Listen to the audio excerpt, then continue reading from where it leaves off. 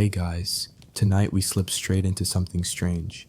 A door slams, hard. Stone echoes underfoot. Somewhere in the dark, a horse snorts. And you're not in your bed anymore. If this sleepy scroll through the past brought you peace, a like and a sub would mean a lot. Also, tell us where you're tuning in from and what time it is. Curious minds want to know. You're lying on something damp, uneven, and disturbingly straw-like. A sharp smell hits your nose, part smoke, part sewage, part something alive. Maybe 2 or 3 somethings. Your breath fogs the air. Your fingers grope around, feeling dirt. No, cobblestones, cold ones, and moss. Someone yells in a language that's almost English, but not quite. Footsteps rush past you. A bell begins to toll, slow and heavy like it's being dragged up a tower one sleepy grunt at a time. You sit up fast, heart racing. You're barefoot, dressed in a coarse tunic, and not a single phone in sight. Welcome to your new life, smack in the middle of a medieval village, and already late for something important. You stagger upright and immediately regret it. Your head thumps, either from the fall or the eerie soundscape of goats, roosters, and an angry woman shouting about milking rights. Somewhere to your left, a torch flares. It's still dark, but the horizon's beginning to blue. You duck into an alley just in time to avoid 2 armored men jogging by. Chainmail clinks. Their boots splash through what you sincerely hope is just water. You lean against a wall, heart pounding, suddenly aware of 2 things. 1, you're freezing. 2, this isn't a reenactment. There are no selfie sticks here, no exit signs, just smoke, manure, and suspicion. A door cracks open near your ear. A wrinkled man with sleepy eyes and 4 teeth pokes his head out. Oi, you the new stable boy? You're about to correct him, but something in his look says, don't. You nod. Good, hay's wet again, get in. You follow, too dazed to argue. Inside, a cramped room filled with the warm, moldy smell of animals and the low grumbling of a cow chewing, something you sincerely hope isn't part of your sleeve. He tosses you a rag that might once have been a towel, or perhaps a curtain, hard to say. You start mopping the floor. Why? Because it's better than standing still, and because you're not ready to find out what happens to vagrants here. Hours pass in this dim barn, and as the sun rises, the village wakes up. You see it through a crack in the boards, crooked rooftops jutting like broken teeth, smoke curling from chimneys, a chicken standing on a pig for reasons of its own. A man urinates openly into a ditch. Someone nearby is arguing over onions. You hear the word pence and devil's toes in the same sentence. Welcome to the 14th century England, or something adjacent. Historians still argue whether what we call the Middle Ages had clear borders at all. Some draw the line at 476 CE, others at 1066. But judging by the smell, you're definitely not in the Enlightenment. The stable master, you later learn his name is Teb, grunts approvingly at your floor scrubbing technique and tells you to head into the square and get a loaf before the baker's wife sells out or bursts into song again. An equal risk, apparently. You step out into the full light of day for the first time, and it's dazzling. The village is alive. Smoke from dozens of hearths dances into the air. People shout across muddy alleys. Chickens roam free. Children, barefoot and feral-looking, chase a wooden hoop like it's made of gold. A blacksmith hammers in the distance, the sound thick and rhythmic. Everything smells like burning, sweating, or boiling, in that order. You're nearly hit by a cart and yelled at by a man who calls you numbskull. It's fine. You've been called worse on Reddit. Historical fact time. Most medieval villages had populations under 500 people, tight-knit, suspicious, and deeply influenced by the church. Latin was used in official records, but the people here speak something that sounds like English fell down a flight of stairs. A woman with strong arms and stronger eyebrows sells you a loaf of what can only be described as brick bread. You nod, smile awkwardly, and hold your stomach as if this was a completely normal Tuesday. She eyes your tunic. You knew? You nod again. Well, don't trust the miller, don't pet the bishop's dog, and if you hear music coming from the woods, ignore it, that's not for you. You want to ask what that means, but she's already calling the next customer, my sweet worm, and waving you off.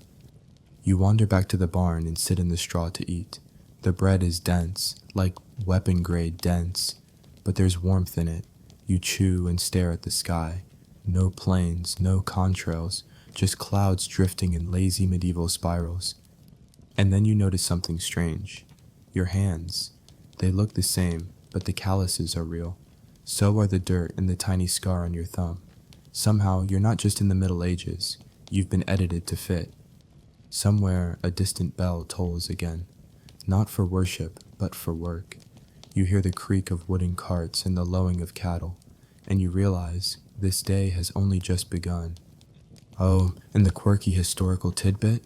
Some medieval villagers believed yawning too wide let demons fly in, so keep it tight, sleepyhead.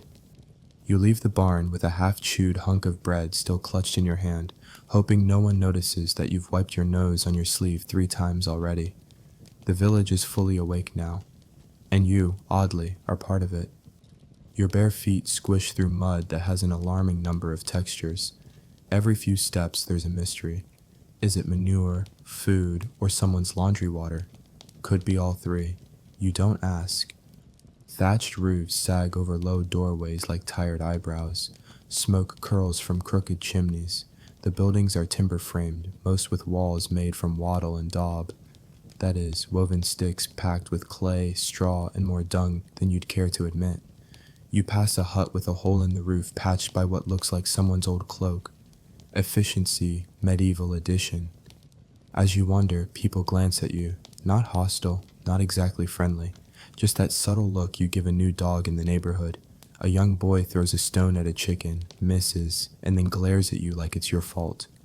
Welcome to medieval hospitality. An older woman leans on a stick by the well and mutters something about the moon being in the wrong part of the sky. She spits and crosses herself. You decide not to ask questions.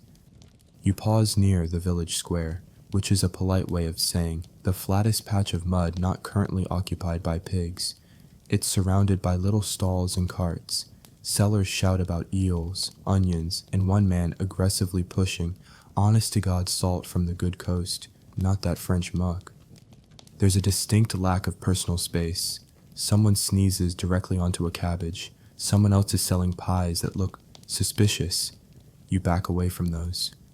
You catch sight of a wooden post in the center of the square, topped with iron rings and a pair of manacles. You try not to look too closely, but yeah, those are bloodstains. Probably. You turn and pretend to admire a really aggressive goose. Historical fact interlude. Stocks and pillories were a common method of public punishment, not just for criminals, but for drunks, gossipers, or even bakers caught shortchanging customers. Public Shame was the original reality show. And speaking of public shame, a group of boys is now loudly laughing at your city feet. One of them yells, "He walks like a bishop's donkey." You aren't sure if that's an insult, but it sure sounds like one. You duck into the nearest alley to get away, and promptly step in something that squishes with the sincerity of a bad idea. You try to scrape it off on a stick, only to discover the stick is actually someone's discarded breadstick. Medieval life, full of surprises.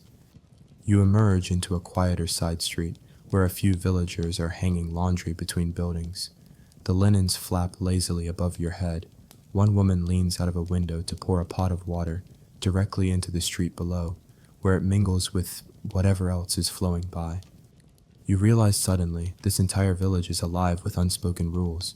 You're just starting to spot the patterns. Who bows to whom? Which chickens seem to belong to which child? Who crosses the street when the reeve walks by?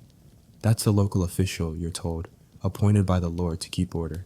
He's got a sour expression and a stick that says, "I will absolutely hit someone today." You make your way toward a bakery built from timber and soot. The smell is heavenly, yeasty and smoky with hints of char and ash. Inside, a heavy-set woman is arguing with a man who may or may not be her husband over whether the last loaf went to a widow or a bishop's boy. It's unclear who won, but you definitely lose, because the moment they see you, you're handed a mop and told to clean up spilled flour. You mop. Again. Flour floats in the air, turning your hair white and giving you the appearance of a very stressed ghost. You sneeze once and someone mutters, "Ah, it begins." You choose not to ask. After the chaos dies down, the baker offers you a piece of warm rye crust. It's hard enough to knock someone out with, but tastes like peace. You lean against the doorframe, watching the street. You learn quickly that bread is currency here, but not just the edible kind. Gossip is traded just as freely, and you begin hearing the same names in different tones. Lady Isabel, who may or may not have eloped with a stonemason. Father Rowntree, who definitely stole a sheep, depending on who you ask. And Gertie, just Gertie, who everyone agrees is a bit touched, but has a knife collection and talks to birds, so no one argues. Quirky tidbit of the day. Some medieval folk believe that bread loaves should be marked with a cross before baking, not just for blessing, but to let the devil out of the dough. You're pretty sure one of today's loaves kept the devil in. Back in the square, the sun is high. The mud is steaming now. Someone is singing in a language you don't know, and a dog has chosen your foot as a pillow. You don't argue. You're beginning to learn that arguing in this village just makes things take longer. Two women approach, carrying baskets of something that looks like mushrooms and smells like old socks.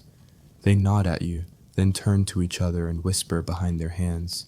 You catch stranger, stable boy, and something that sounds like witch's toes. Again, best not to ask. The reeve passes again. Everyone bows. You bow too, a beat too late, but no one seems to mind. He stops to inspect a pile of fish, pokes one, and declares, "This one's got the devil in it." He walks off. The fish seller shrugs. The fish remains. You start walking again, this time without purpose. It's not that you're lost, it's that you're not found yet. This village is a maze of sights and smells and people who don't understand dental hygiene, but do understand when someone doesn't belong. And you, my friend, don't belong. Not yet. But you're trying. You make eye contact with a boy holding a wooden sword, and he grins at you like you might be fun to chase later. You smile back. A girl holding a goose glances at your muddy feet and says, "You'll catch worm rot like that." Worm rot? She nods solemnly. "It eats your bones." You nod back, equally solemn. "Good to know." A cart rattles by, pulled by two donkeys and one very angry man shouting about missing boots. You step aside just in time to avoid being splashed with something brown, and you pray organic. And you start to notice something else. The way the air smells different depending where you stand. Near the blacksmith, it's metal and soot. Near the bakery, it's yeast and ash. Near the tannery, don't go near the tannery. Ever. That's the smell of nightmares. You reach a small footbridge at the edge of the village. Below, a creek burbles its way through reeds and discarded bits of linen. A frog croaks. A bird chirps. You breathe. You let your shoulders drop. For a moment, just a moment, it feels almost peaceful. Almost. Because behind you, someone shouts your name. Your medieval name. The one you don't remember getting. And when you turn, a boy is running toward you, wide-eyed and breathless. "The taxman's here," he gasps, "and Teb says you still owe him a chicken." The tax collector is here, and judging by the sudden wave of muttering, hiding, and chicken-related bartering, that's not exactly good news. You run. Well, not dramatically, more like a very fast trudge through ankle-deep sludge. Your feet squelch with every step, and somewhere behind you someone yells, "He's headed toward the ox pens," which, frankly, feels like a betrayal. You didn't even tell them your real name yet. You round the corner near the mill, a rickety building with an aggressively tilted wheel, and duck behind a cart of turnips. The turnips look judgmental. You crouch beside them and try to think. Let's recap. You've been mistaken for a stable boy. You've scrubbed floors, stepped in something unspeakable, and now apparently owe livestock in a barter economy you don't understand. Oh, and your only form of ID is a suspiciously soft accent and a lack of visible fleas.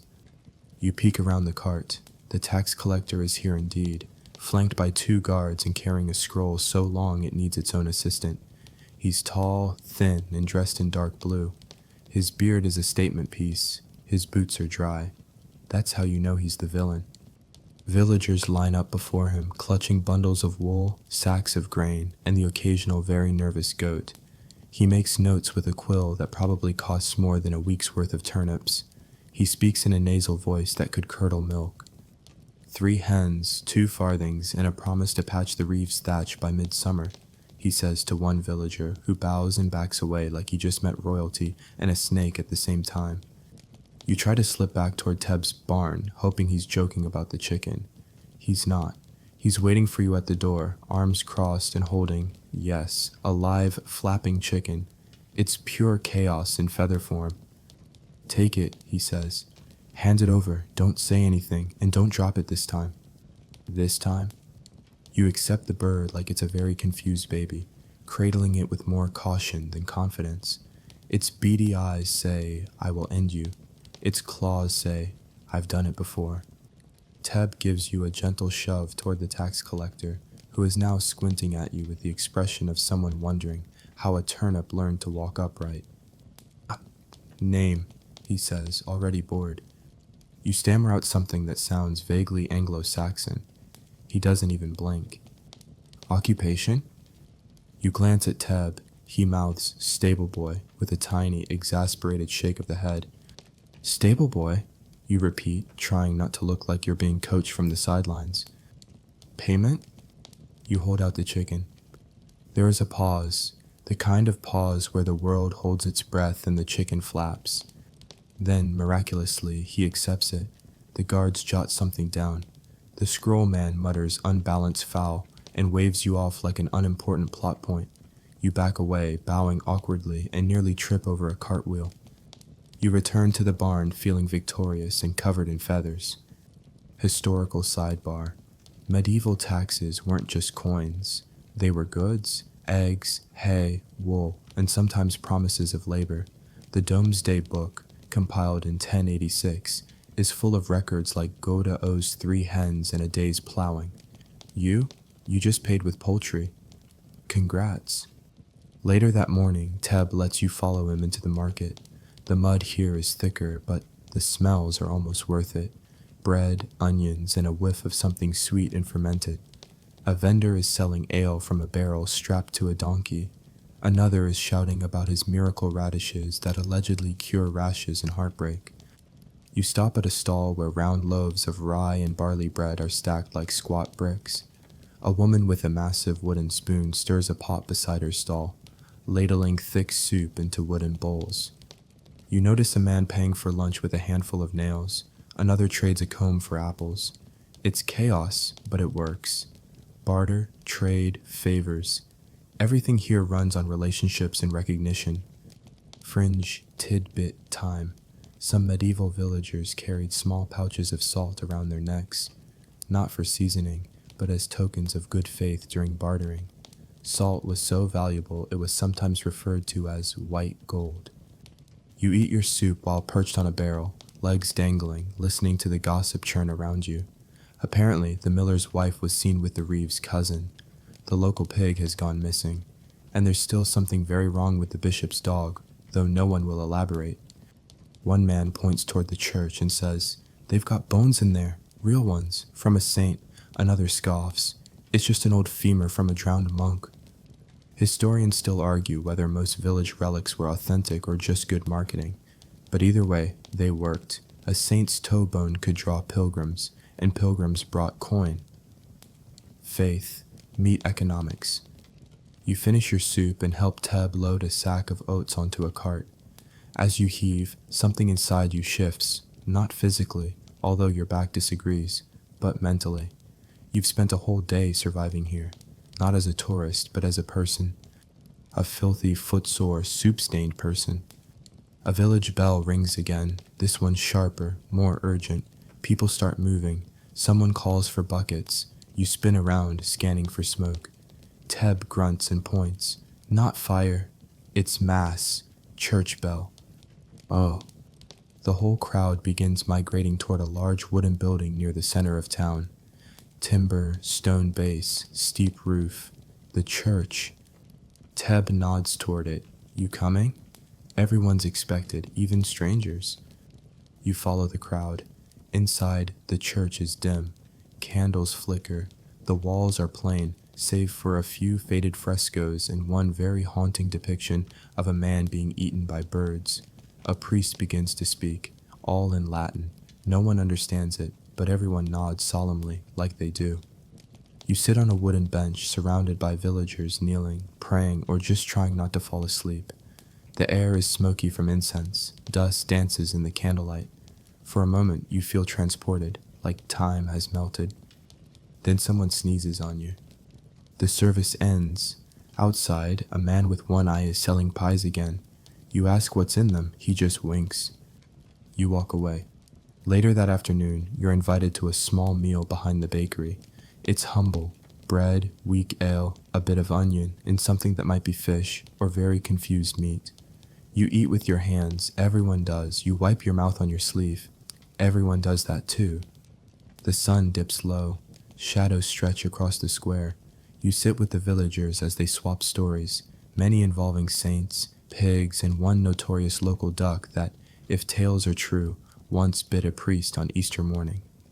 You laugh, they laugh with you. Maybe you'll make it here after all. You wake up sore in places you didn't even know had names. Your bed, a straw stuffed sack in Teb's barn, has all the charm of a bag of forks. The rooster, apparently an early riser and an aspiring opera singer, has been screaming since dawn. You're not sure if this is how people woke up in the Middle Ages, or if the rooster just hates you personally. You crawl out of your hay pile and immediately step into something wet. Again. You're beginning to suspect the goats are using your sleeping spot as a bathroom. One of them blinks at you, chewing slowly with the smug expression of an animal that has won the war for floor dominance. Outside, the village hums with morning chores, and by hums, we mean groans, clatters, and squelches. Smoke rises from chimneys. A few early birds haul buckets from the well. Others chase pigs with brooms and hollow threats. Teb hands you a list. You can't read it. It's more of a smudged dirt scroll with stick drawings. But he gives you the rundown. Gather eggs, refill the water trough, brush the horses, and try not to lose any more ducks. Yes, more. Your first stop is the chicken coop. It's loud, it's feathery, it's war. The hens glare at you with an intensity that makes you question your entire species. You reach for an egg and receive a violent peck on the wrist. Another hen flaps into your face like an angry pillow. You return with 3 eggs, 2 bruises, and a firm sense of who's in charge. Next, you head for the well with 2 heavy buckets. The rope creaks as you lower it down into the dark. You haul, you spill, you repeat. By the 3rd bucket, your arms are noodles. Someone walks by and snorts, "City arms," which, while fair, is rude. You dump the water into the trough where a tired-looking cow slurps noisily. A pig tries to drink too. The cow kicks the pig. The pig falls into the trough. You sigh. On to the horses. You grab a brush and approach a massive brown mare named Maud, who, according to Teb, likes songs and hates everyone else. You sing something vaguely lullaby-ish. Maud snorts but allows you to live. You brush. She farts. Welcome to bonding.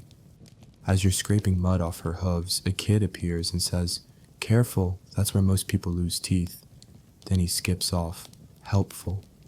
Later, you're given a basket of laundry and told to take it to the stream. You've never felt more like a 12th century intern. The stream is cold. The soap is ash and animal fat. You scrub until your fingers go numb and everything smells like a wet fireplace. A girl next to you scrubs linen while singing something in a strange loping melody. You try to join in. She laughs, not unkindly, but with the knowing pity of someone who knows you're scrubbing the wrong side of the tunic. You switch. She nods. Historical fact of the morning. Soap in medieval villages was a rough mix of lye, ash, and fat. It worked, barely. Most people didn't wash clothes often, and baths were rare. You're lucky you haven't been assigned to the full-body lye treatment. Yet. Once you've hung the dripping clothes on some sagging rope, you're told to help in the garden. You follow a crooked old woman named Alrita, who walks faster than you, chews garlic like candy, and tells you the plants will curse your blood if you plant them upside down. You spend the next hour planting herbs, yarrow, comfrey, and something called poult stopper. Alrita won't say what it does, she just winks. Quirky tidbit time. Some medieval villagers believed that talking too much while planting beans would cause them to hear gossip and grow twisted. You are now painfully aware of your own chatty tendencies and decide to shut up. Just when you think the chores are done, a goat escapes. It's your goat now. You chase it through 3 yards, past a woman weaving baskets, and nearly crash into the baker's child, who's carrying an entire pot of stew. Somehow, no one dies, but you do faceplant into a compost pile. When you finally wrestle the goat back into its pen, and the goat lets you, only after it's emotionally humiliated you, you collapse against the fence, wheezing. A passing villager mutters, "You smell like Tuesday," and continues on. By now, it's mid-morning. The sun hangs low and gold above the thatched rooftops. Smoke curls in lazy ribbons. Bells ring from the church again, but this time more softly. A few children race past, one holding what looks like a headless doll. The other holds a frog. Neither seems concerned. Teb offers you some ale from a wooden mug. It's weak, flat, and vaguely sour, but it's cool and welcome. You sit with him outside the barn, your clothes damp from laundry and goat sweat, your arms aching from bucket hauling and chicken diplomacy. "You're fitting in," he says, not kindly, just truthfully. "Ain't been kicked in the face yet today." "Day's young," you reply. He laughs once, a dry, gravelly sound, then leans back and closes his eyes. Around you, the village carries on. A woman sharpens knives near the well. 2 boys duel with sticks. A cat watches everything from a rooftop, with the air of a bored demigod. You begin to notice little things now, the worn dip in the threshold of every door, the way people pause near shrines carved into tree trunks, the tiny pouches of herbs tied above windows. These aren't just quaint habits, they're survival tactics. This world is dangerous, unpredictable, and strange. Superstition fills the gaps left by logic. Historians still argue whether most medieval peasants truly believed in every folk charm or simply honored tradition to avoid social suspicion. Either way, the pouches stay tied. You rise slowly and help Teb bring in the hay cart. The ox is stubborn. The cartwheel squeaks like it's haunted, but it moves.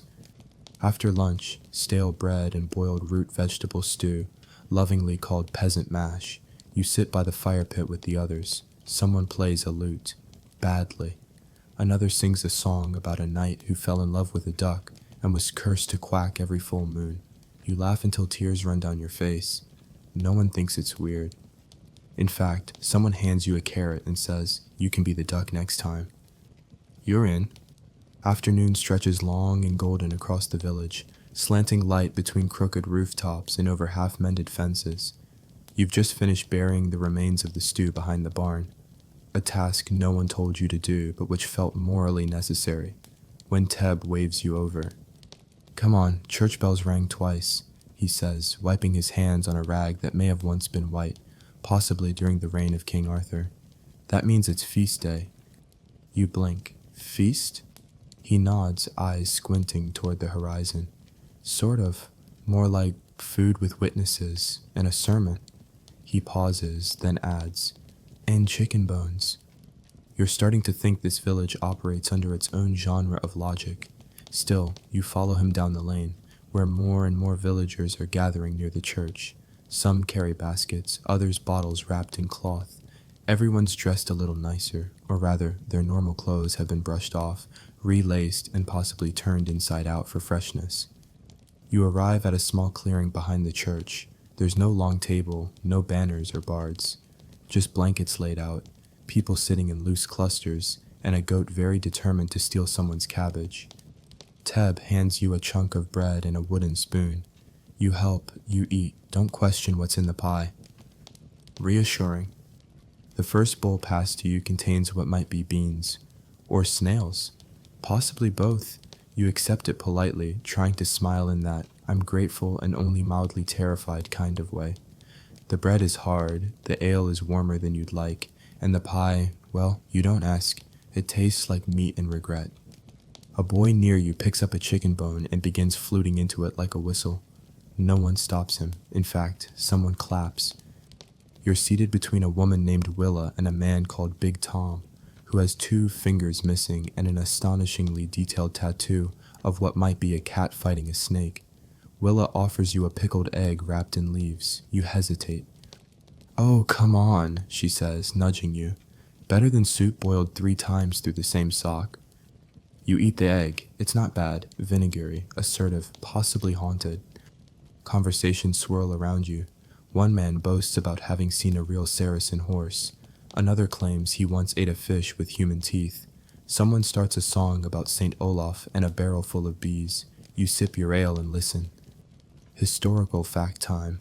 Feast days were often the few times medieval peasants got to rest, eat well, and socialize freely.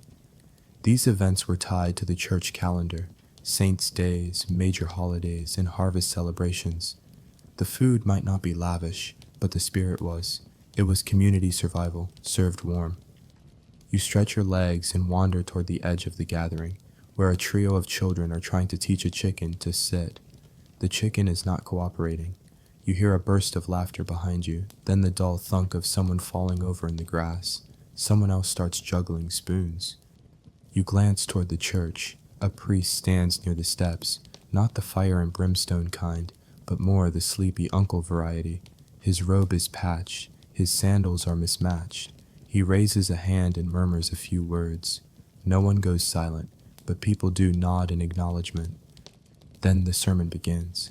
Except it's not really a sermon, it's a story about St. Cuthbert and a talking fish. You catch pieces between mouthfuls of food and laughter. The priest's voice is soft, lulling, meant more to calm than to convert. You start to drift. Someone leans over and says, "You ever hear the tale of the saint's cabbage?" You shake your head. "Of course not." "Well," she begins, "there was once a cabbage so large it could shade a cow. Grew in the garden of St. Edmund. Folks say he never cut it, just fed the village from its leaves." You blink. "What happened to it?" She shrugs. "Someone sinned, it wilted." "Of course it did." Quirky tidbit of the day. Many medieval saints were credited with oddly specific miracles, like making cabbages grow in winter or stopping floods by blinking. These stories blurred the line between folklore and theology, partly faith, partly local flavor. You lean back on your elbows as the sky shifts from gold to lavender. Candles are lit. Someone passes around a sweet cake flavored with honey and dried berries. You bite into it and are hit with a sudden rush of warmth. It's the first thing you've eaten here that feels like joy. The children begin chasing fireflies. An old man plays a 2-stringed instrument that could be a lute or a weapon. Someone starts to dance, badly. The whole scene blurs into a warm smear of noise and light, like a childhood memory you don't actually remember having. Eventually, the priest blesses the gathering and nods everyone toward their homes. Some people linger, reluctant to leave the warmth and song behind, but bit by bit they rise, stretch, and shuffle off into the shadows. You help carry the last of the dishes back to the barn. Teb grunts his approval. "You didn't spill the ale. That's half the battle." As you sit on the threshold of the barn, the stars come out, clear and sharp. There's no light pollution here, just sky, wide and honest. You wrap your arms around your knees and breathe in the scent of hay, smoke, and faintly sour pie. The village is quiet now. Fires burn low. A baby cries in the distance, then quiets. Somewhere nearby, someone snores with impressive bass. And as you sit in the dark, you realize something. This isn't just some silly dream or time travel thought experiment. It's a place, a living, breathing, chicken bone whistling world. And for tonight, it's home. Historians still argue whether medieval peasant life was defined more by suffering or by community. The truth, as always, is somewhere in the muddy middle. And your tunic still smells like goat, but now it's your goat. The next morning starts with a sound you've come to dread. The shrill voice of a man who owns too many belts and not enough mercy. "The reeve's coming. He's got the taxmen with him." You bolt upright in your hay pile, mouth dry, heart pounding. A goat, the same one from yesterday, is staring at you, chewing contemplatively, as if evaluating your usefulness in a crisis. You throw on your shoes, still wet, and dash out of the barn, nearly colliding with Teb, who is already carrying a basket of eggs like it's filled with explosives. "Don't just stand there, grab something valuable," he grunts. You grab a broom, not because it's valuable, but because it's there. Teb sees this, sighs, and mutters something about village idiots always thinking sticks matter. The square is already filled with nervous faces and rustling baskets. Villagers cluster in uneven lines, clutching everything from chickens to jars of honey to what appears to be a very confused cat. You join the back of the line with the broom still in hand. The woman in front of you, Gertie, the one with the knife collection and possibly a crow for a best friend, nods solemnly at your broom. "Wise choice," she says. They fear bristles. You decide not to ask. The tax collectors arrive with all the flair of a theater troupe who lost the plot halfway through. There's one in a green velvet robe, two in patchy armor, and a scribe dragging a wagon-sized scroll behind him like an ancient Excel sheet. The reeve walks with them, smug and stick in hand, wearing a tunic that says, "I get paid in chickens and fear." He starts barking orders. Goods for levy, property tallies, and fence inspections. That's right, we're checking fences this time. You exchange panicked looks with the woman next to you, who immediately whispers, "Our fence fell over last night, goat argument." You slowly back out of line, hoping your broom will go unnoticed. It does not. The reeve stops, looks you up and down, and narrows his eyes. "Stable boy?" You consider denying it, but the broom betrays you. "Yes," you mumble. "Fine. Teb owes 2 chickens and 3 bundles of oats. You'll deliver." He points to the tallyman, who scribbles something down that may or may not be your soul. Teb accepts the decree with a grunt. You and he head back to the barn to gather payment, and that's when the real work begins. You thought catching 1 chicken was hard? Try catching 2 when the chickens have seen what happened to the first one. It becomes a tactical mission. You, Teb, and an 8-year-old girl named Lynette spend 20 minutes in a high-stakes game of avian hide-and-seek. Feathers fly, someone swears, it might be you. Eventually, both birds are cornered and bundled into a crude cage made of sticks in desperation. The oats are easier, except they're stored in the loft, and the ladder is missing 3 rungs. You climb anyway. Because medieval life has taught you one thing: if it's not risky, it's not real. You deliver the goods, the reeve signs off, and just like that, your household escapes further scrutiny. Others aren't so lucky. One man gets fined for having a fence that leans too leftward. A widow is ordered to provide thread to the manor in lieu of coin. The baker is accused, again, of shorting his flour rations, and there's a tense 5-minute debate over whether his loaves weigh honestly or not. The solution? The baker is forced to weigh them against a stone in public. 1 loaf passes, 1 fails. The failed loaf is eaten by a dog. Historical fact break. Medieval taxes were collected not just by the crown, but often by local lords or their appointed reeves. Fines could be imposed for everything from improperly baked bread to walking your pigs through the wrong pasture. No, really, pig trespassing was a whole thing. The reeve finally departs, scroll in tow, and the village breathes again. People disperse, some muttering, some relieved. You return to the barn with straw in your hair and chicken scratches on your arms.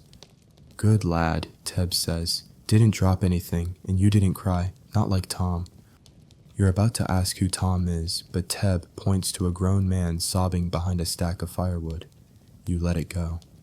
Later that day, you're assigned to help with fence repairs. The tool you're handed looks like a cross between a hammer and a personal vendetta. You walk with a boy named Elfric to the edge of the fields, where sheep graze like cotton ghosts. He tells you about a time lightning struck the same tree 3 times in one night. "Marked by God," he says. "We call it the shout tree now." You look at the tree. It does, in fact, look like it saw something it will never recover from. The fence work is slow, splintery, and deeply humbling. You hammer, lift, wedge. Elfric tells stories the entire time. Some funny, some strange. One about a ghost cow that only appears during eclipses. You ask if that's real. He shrugs. "Real enough." Quirky tidbit. Some medieval farmers painted eyes on their barn doors to ward off evil spirits. Others nailed animal skulls above doorways for protection. You begin to look at the fence posts in a new light. After the fence is patched and the tools returned, you wash up in the stream. It's cold, brutally cold. Your hands turn pink, then red, and a frog gives you a very judgmental croak from a nearby rock. Back in the village, supper is stew again. This one contains barley, leeks, and, you're told, just a hint of squirrel.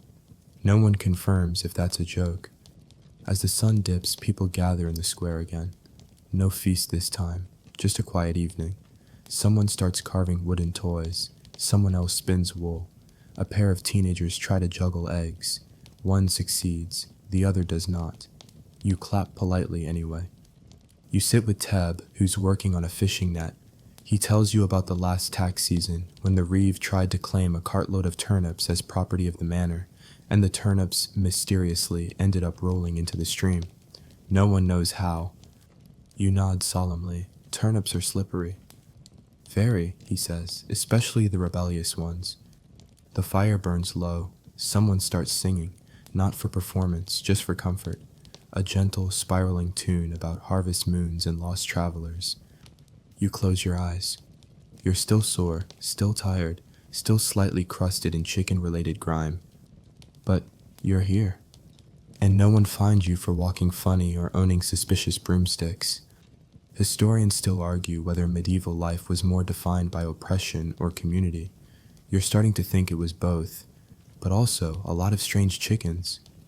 You're up before the sun this time, not because you're particularly motivated, but because a cow sneezed directly into your face. There's no going back to sleep after that. You wash your eyes out in a wooden bucket, muttering vague curses, and stagger into your scratchy tunic. Outside, the world is still in soft blue shadow. Smoke hasn't started rising yet, and the air is sharp with dew. It smells like grass, wet wool, and the faint whiff of manure, the village's signature fragrance. Teb's already awake, of course. He hands you a chunk of hard cheese and a crust of bread with the kind of generous nod that says, "I'd better food, but I'm not sharing it." You chew slowly, ignoring the part of your brain that misses cereal and indoor plumbing. "Today," Teb says between bites, "you learn the forge." You stop chewing. "The blacksmith?" you ask. He nods. "You're not dumb. Might be handy, or you might burn your hands off. We'll find out." With that glowing endorsement, you follow him to the smithy. It's not far. The forge squats near the edge of the village like a tired, angry animal. A low timber building with soot-darkened walls and a roof patched with rusted sheet metal. Smoke curls from its chimney in a lazy coil. Even from 10 paces away, you can feel the heat radiating from inside. The smith, Master Edric, is a barrel of a man with forearms the size of hams and eyebrows that look permanently singed. He greets you with a grunt and a hand gesture that might mean welcome or watch out. Possibly both. Inside, the air is thick, hot, smoky, and alive with the smell of iron, sweat, and something faintly sulfurous. You blink rapidly, trying to adjust. Sparks flare as Edric strikes a glowing rod on an anvil, the ring of metal echoing in your teeth. "Ever held a hammer?" he asks. You shake your head. "Well, you will." He hands you one. It's heavier than it looks.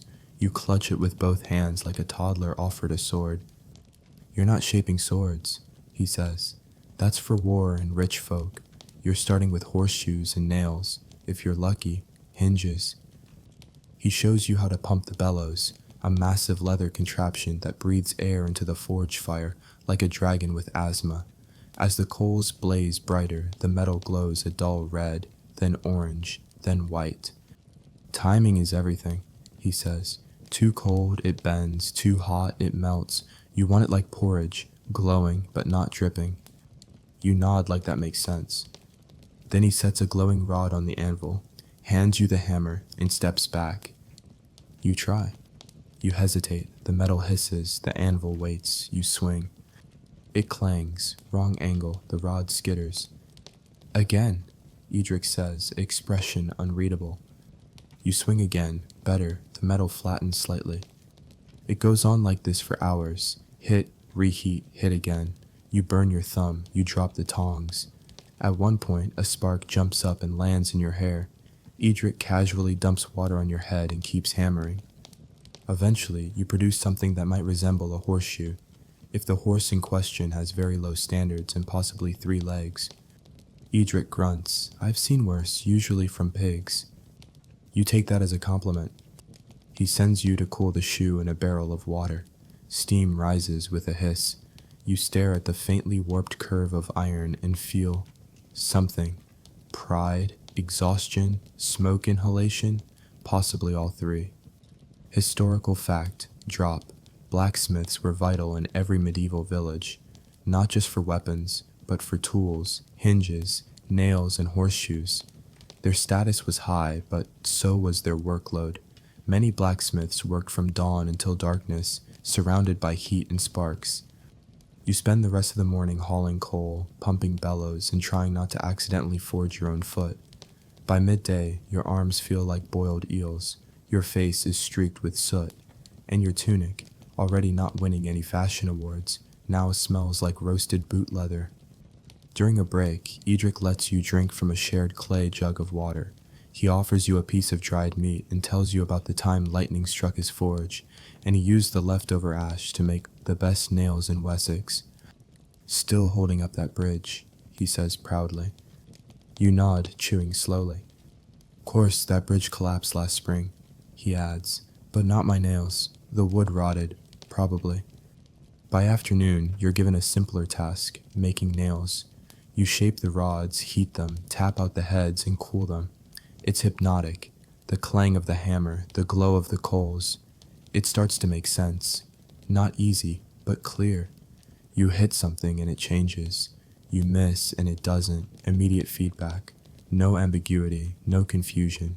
Just fire, metal, and intent. Quirky tidbit time.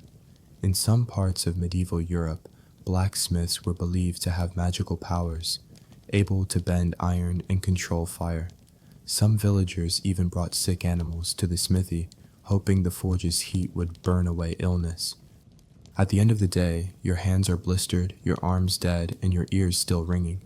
But you've made 10 nails, slightly crooked, yes, but real.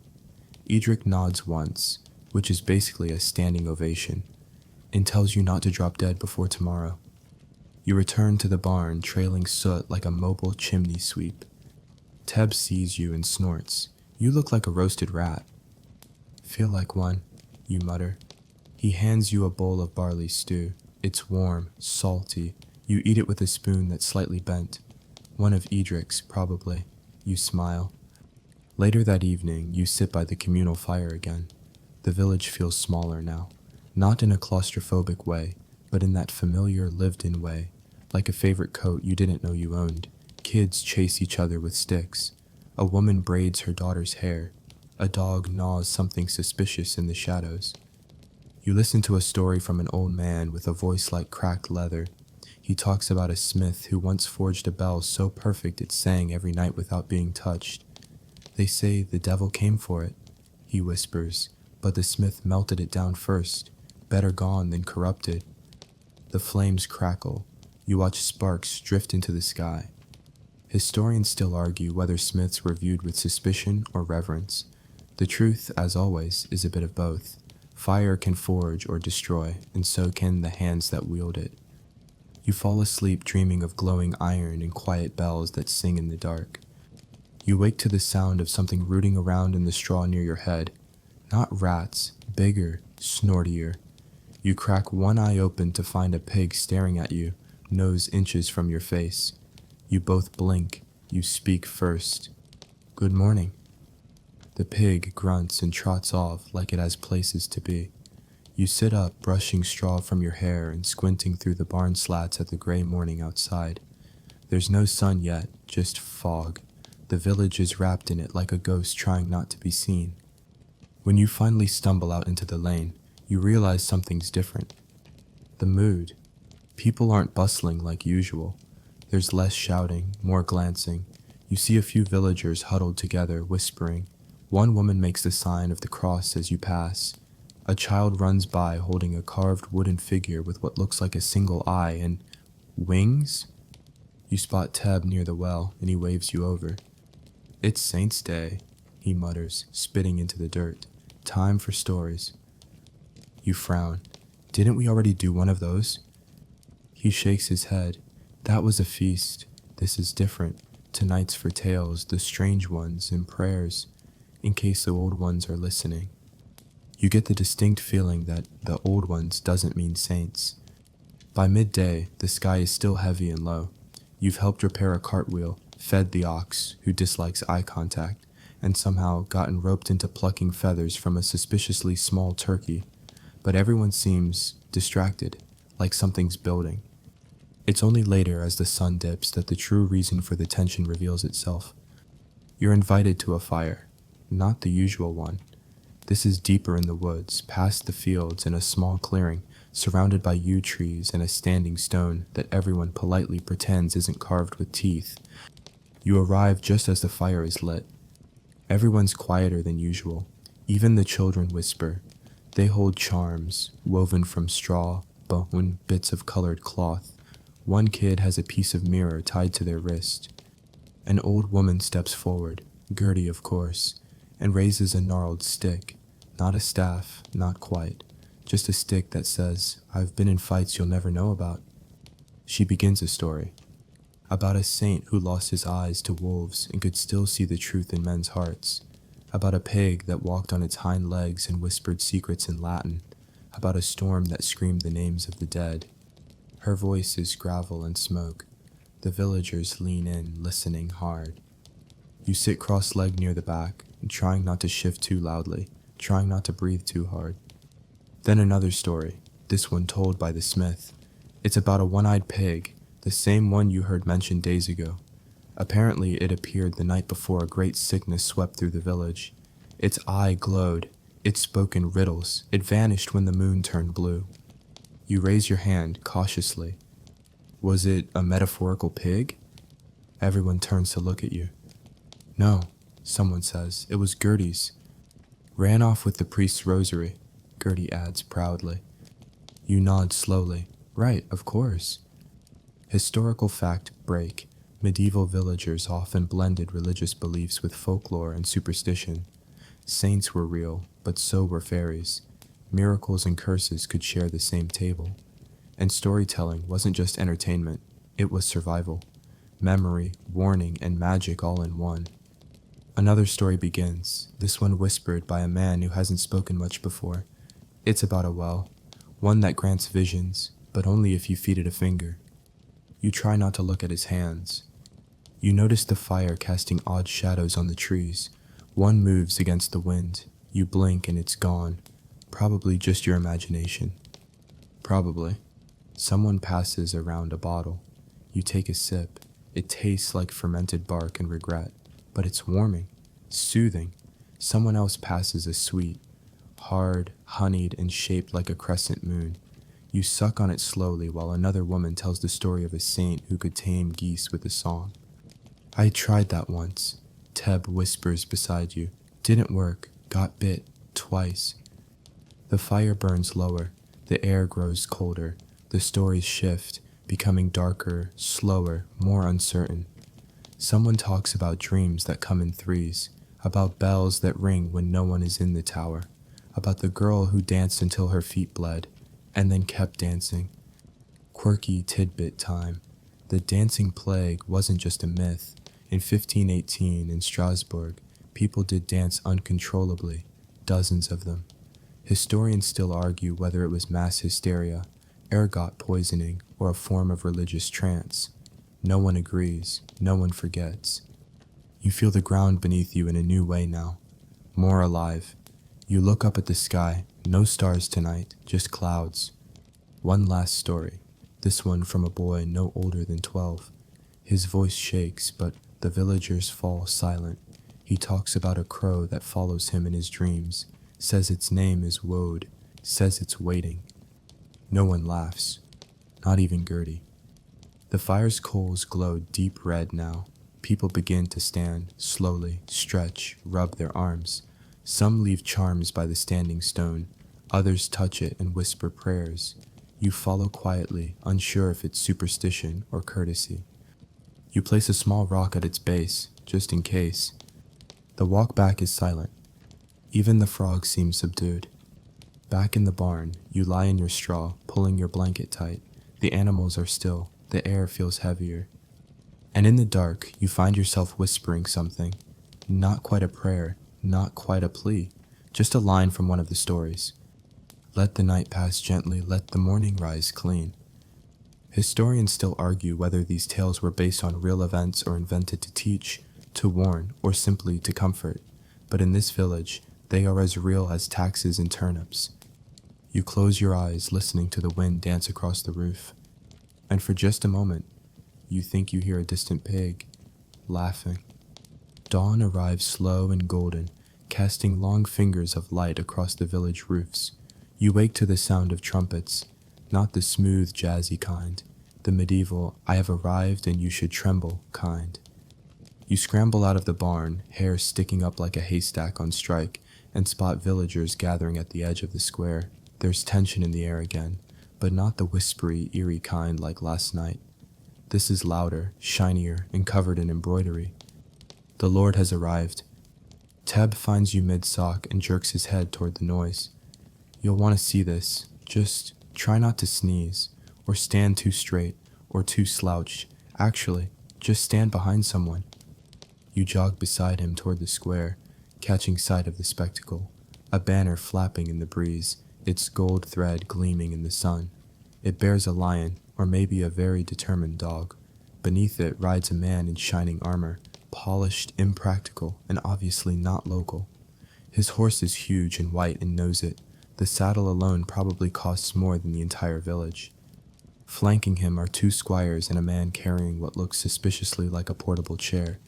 Behind them, a cart with barrels, furs, and a small dog that clearly thinks it's a person. The villagers bow, deeply. You follow suit, trying not to breathe too loudly. The Lord doesn't acknowledge anyone directly. He just rides through, eyes forward, posture perfect. It's all very regal, very rehearsed. You whisper to Teb, does he come often? Once a season, he mutters, just to remind us he exists, like rain, but ruder. The Lord dismounts near the church steps. A chair is unfolded. He sits. One of the squires announces something about grain tallies, reeve reports, and inspection of village vigor.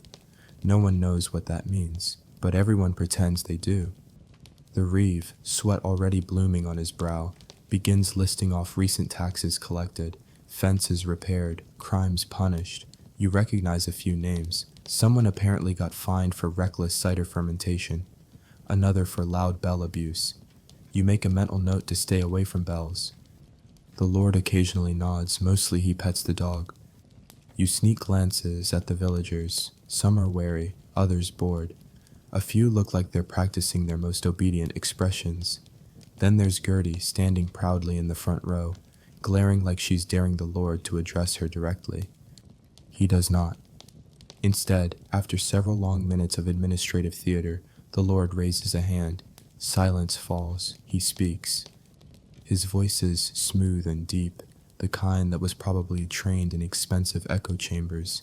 He thanks the village for its loyalty, promises to consider road repairs, declares the grain levy sufficient. Then, to everyone's horror, he announces, a display of arms shall be held. You whisper to Teb, what does that mean? It means he's bored, Teb replies grimly. A few younger lads are dragged forward, including Elfric, your fence-repairing companion. They're given wooden swords, a short lesson in form, and told to spar. You watch as they flail wildly, grunting and tripping. One drops his sword, another hits himself in the knee. The Lord chuckles softly, the dog yawns. Then, for reasons you'll never understand, the reeve points to you. This one, he says, been training under the smith, strong arms. You try to melt backward into the crowd, but Teb gives you a firm push forward. You step into the ring with the grace of a nervous penguin. Someone hands you a wooden sword. It's heavier than expected. Elfric stands across from you, already grinning.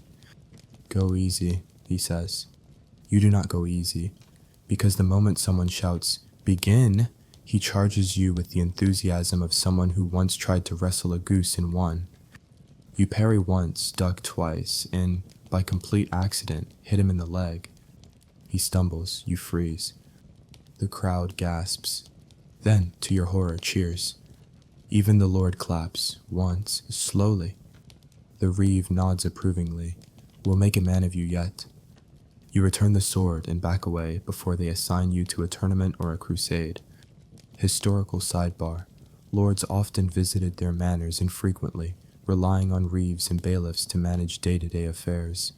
When they did visit, ceremonial displays, mock combats, oaths, and feasts were used to reinforce hierarchy and control. Real battles? Those happened elsewhere, but the rituals? Always at home. After the display, the Lord retires to the manor house, a stone building just uphill from the village, guarded by two men who look like they haven't smiled since the last comet.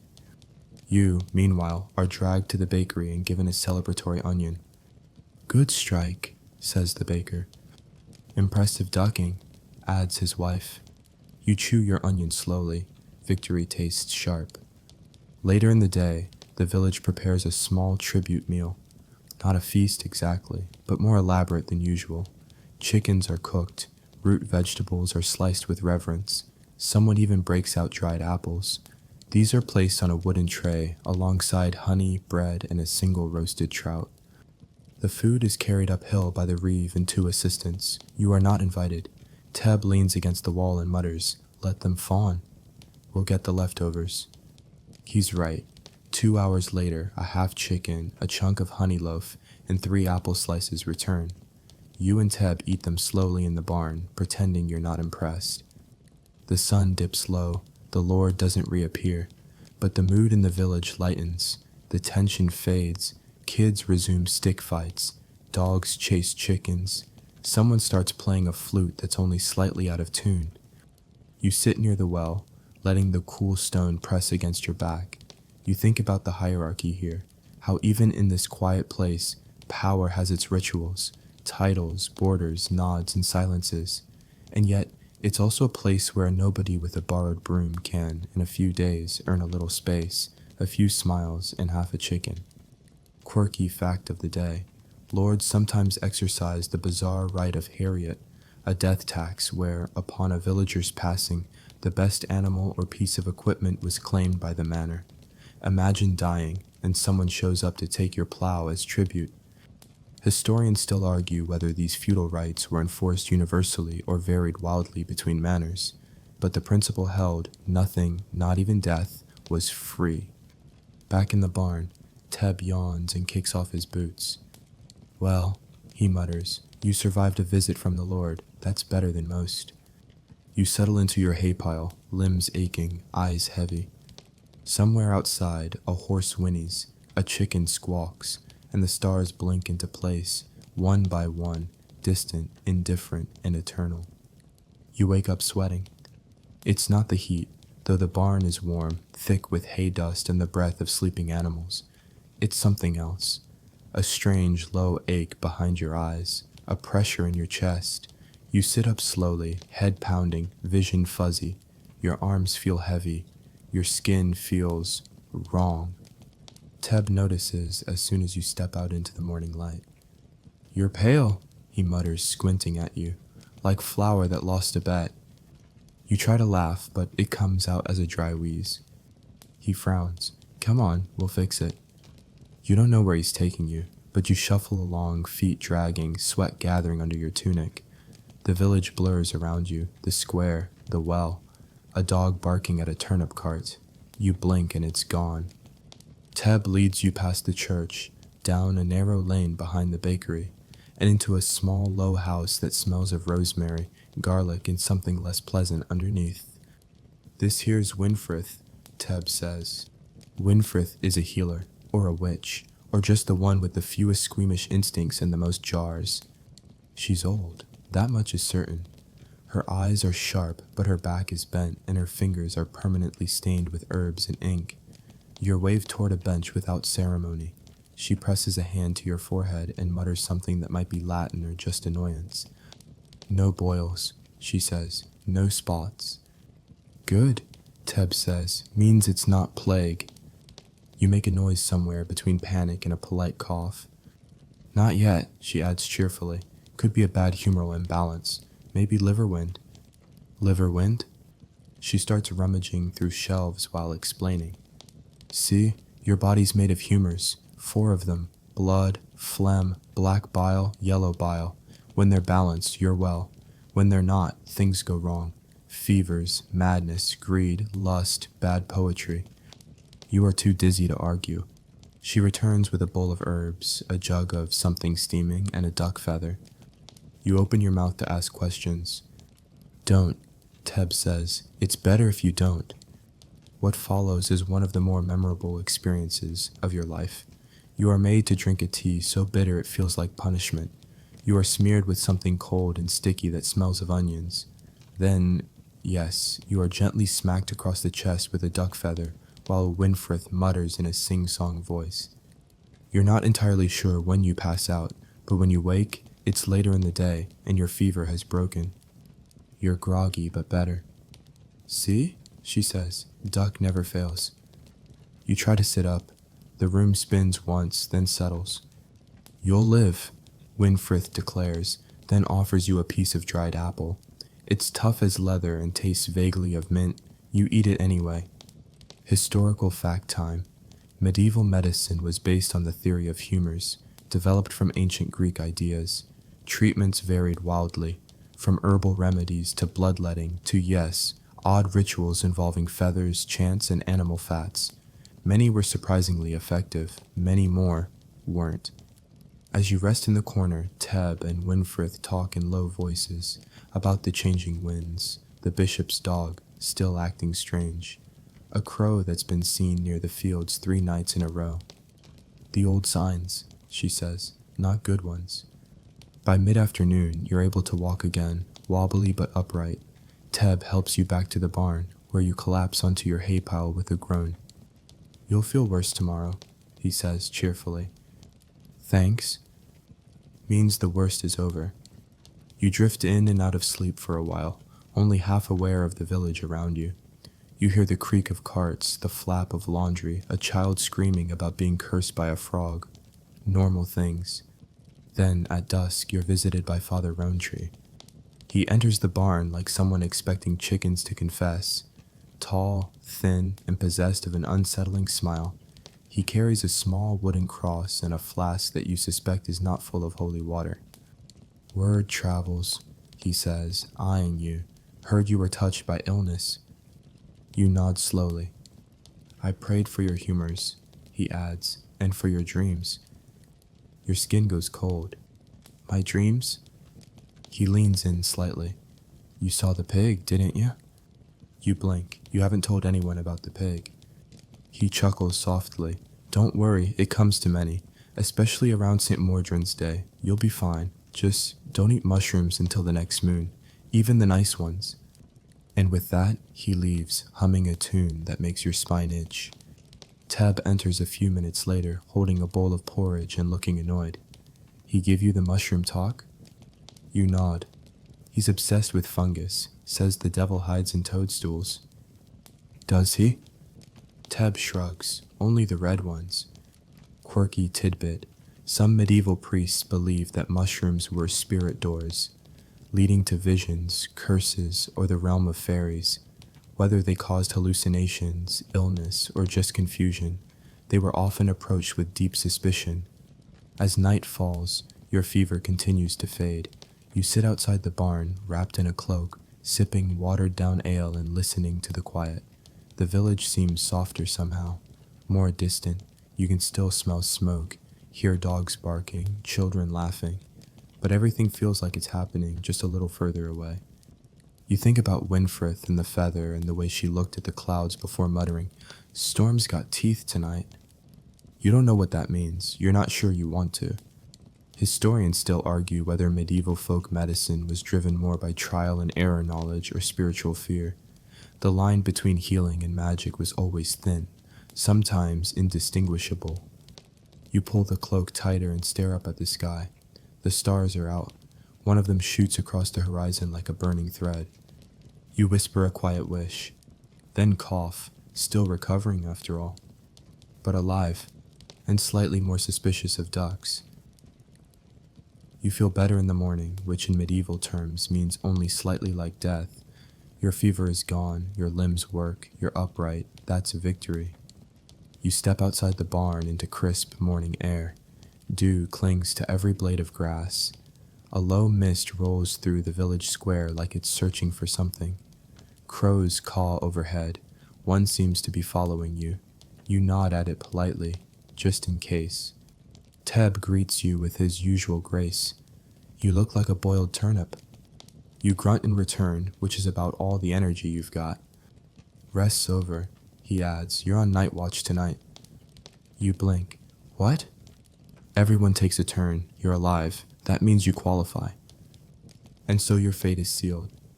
You spend the day slowly regaining strength, moving like someone recovering from being lightly exercised. A few villagers clap you on the back. One offers you a boiled egg. Gertie says, your soul's still stuck in your knees. Happens. You don't ask follow-up questions. As night falls, you're handed a torch, a small club that might once have been a table leg, and a boiled wool cloak that smells like 10 winters and one wet goat. You are now officially part of the village's night watch. Your instructions are as follows. Walk the perimeter.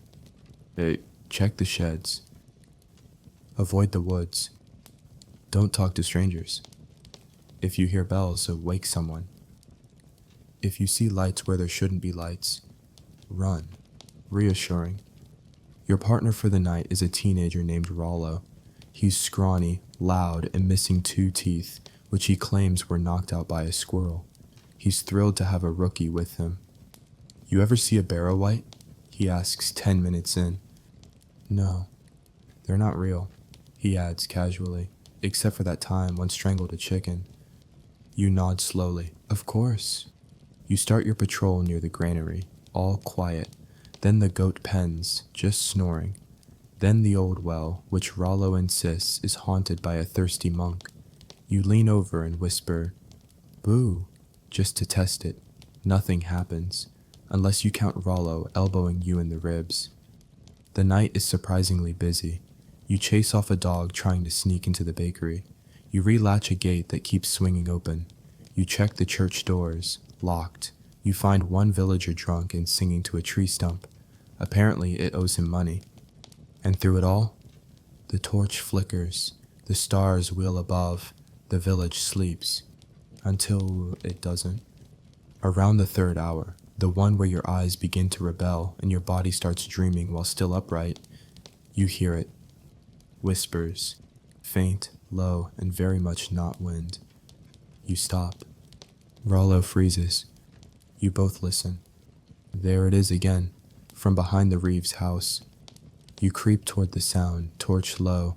Your heart thumps.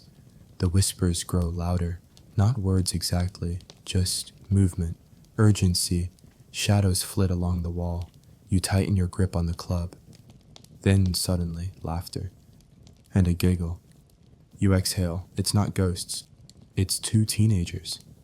The Reeves' daughter and the Miller's boy, tangled together like badly knotted rope. They freeze when they see you, eyes wide, faces red. Rollo grins. Ah, the nightly scandal. You turn, say nothing, and keep walking. Historical fact interlude. In many medieval villages, a simple night watch system kept order after dark. Often informal, the watchmen were unpaid locals. Duties included putting out fires, deterring thieves, and occasionally settling disputes involving goats, loud singing, or suspicious lights. Further into the night, Rollo tells stories. One about a man who got stuck in a barrel and was rolled into the pond. One about a sheep that could predict births. One about a candle that burned upside down and summoned thunder. You listen, half amused, half afraid, not of the stories exactly, but of how normal they seem here. Near the manor fence, you spot lights moving through the woods, small, flickering. You freeze. Rollo sees it too. He mutters, "They're not supposed to be out tonight." Who? The Reeves' sons, or what's left of them. You blink. Then he winks. Kidding, probably. The lights vanish. You move on. Eventually, you reach the tavern, closed, silent. You peek inside. All is well, save for a pile of sleeping dogs and one overturned bench. You leave them be. You pause by the church last. The tower looms against the stars. For a moment, it looks like it's leaning. You blink. It's not. A soft bell chimes inside, once. Rollo frowns. It does that sometimes, he says. No one pulls the rope, not since old Marek fell off the bell platform. You both stare for a while, then move on. Quirky tidbit of the evening. Some medieval villagers believe certain bells rang on their own, especially if someone nearby was about to die. It wasn't the clapper, it was the wind, or fate, or ghost. Scholars still debate whether these reports were real, imagined, or just conveniently timed creaks. Your shift ends just as the sky begins to pale. You return the torch, the club, the cloak. Your fingers are stiff, your breath steams. But you feel proud. You walk the walls. You didn't scream at shadows. You even avoided the haunted well. Teb meets you at the barn, grinning. Still alive? Barely. That's the right amount. You collapse into straw, aching and buzzing, eyes heavy but mind alert. Historians still argue whether night watch duties were more about community defense or community theater. But one thing is clear. When the dark came, someone had to keep the fire burning. You sleep hard, dreamless. And for the first time, you wake up thinking, I belong here. You're halfway through your morning onion. Yes, that's a thing now. When the shouting starts. Thief, thief. You freeze, mouth full of surprisingly sweet onion, as a crowd gathers near the well. Teb, mid-whittling, sighs and mutters, Here we go. You hurry over with them, pushing through the knot of villagers. In the center stands old Oswin, the beekeeper, wild-eyed and waving his stick like he's swatting at invisible wasps. He took it, Oswin shouts. My honey jar, gone. Maybe you misplaced it, the Reeve offers diplomatically, though his tone is already sharp-edged with suspicion. I guarded that jar, set it right on the sill, only stepped away to chase the fox off my shed. You glance around, there's no fox. There is, however, a distinct lack of honey, and Oswin is starting to foam at the edges. The Reeve lifts his stick and thumps it once on the ground. The crowd quiets. Search begins, he says grimly. We'll find the truth, one way or another. Which, in this village, can only mean one thing. Trial. But not the, here's a lawyer, here's some evidence kind. You watch, bewildered, as the villagers begin preparing for trial by water. Within the hour, a rope is tied, a barrel is filled, a group of children are gleefully arguing over whether the accused will sink or float. One is holding a soggy shoe like a snack. The accused? A boy named Elric, barely older than 12, with sticky fingers, a sharp tongue, and the expression of someone who's definitely stolen something recently, though possibly not this particular jar. He's hauled into the square by two of the Reeve's assistants. One is eating an apple, the other is humming. It's all alarmingly casual.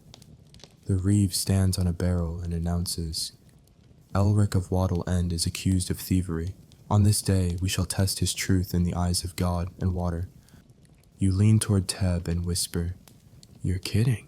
This is real? He nods. Trial by ordeal. It's tradition. And if he floats? He's guilty. And if he sinks?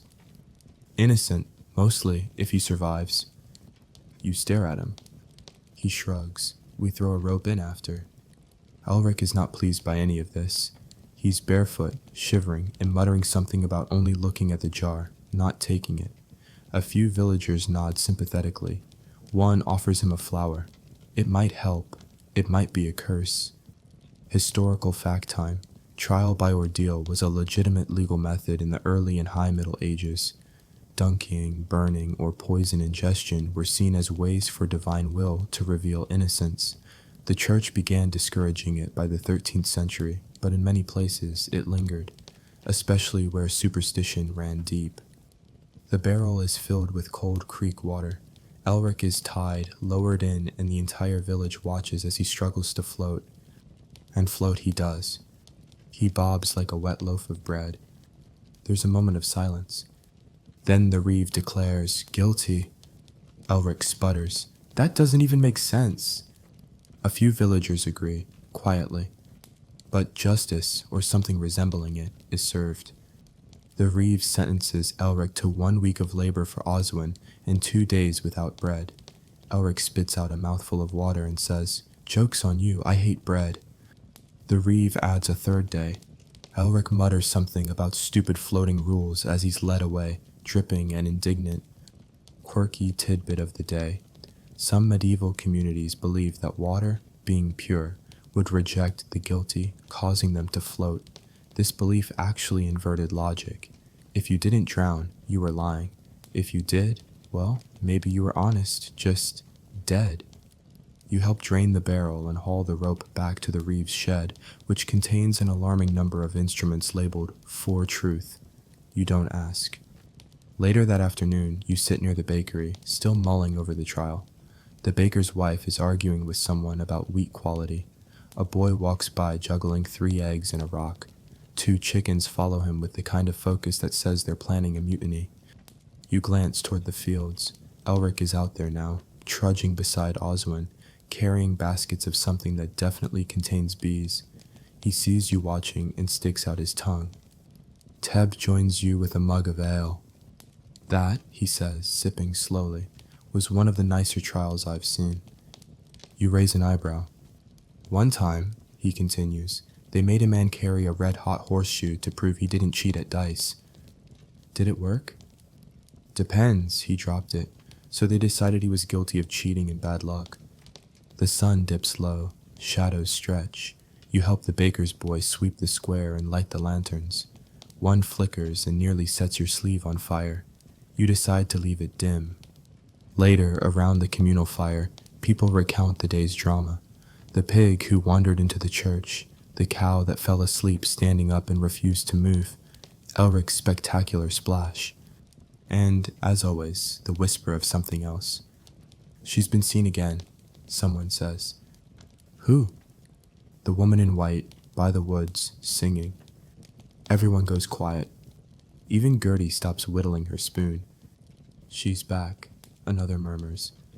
You turn to Teb. "Who's she?" He shakes his head. "Not a story for tonight." The fire crackles. Someone starts a song. It's soft, strange. No lyrics you understand. A lullaby in a forgotten dialect. Historians still argue whether community trials were truly about justice or just a way to keep the peace. The accused often walked free or disappeared, but the stories, those stuck. You fall asleep with the echoes of that song in your ears. Your dreams are strange, white robes, floating jars, whispered riddles about bread. You wake before dawn, heart racing. And for just a moment, you swear you hear someone humming. Outside, by the woods, the sun rises pink and sleepy like it overslept. You, however, have not. You're already up, hunched over a bucket with a wooden comb, trying to make your hair less like barn ghost and more like person who hasn't been dragged backward through a hedge. Today, the village feels different, in the good way. There's music, actual music, bells ringing, dogs barking with excitement, and laughter echoing between houses. Teb tells you why, with a mouthful of bread. Village fair.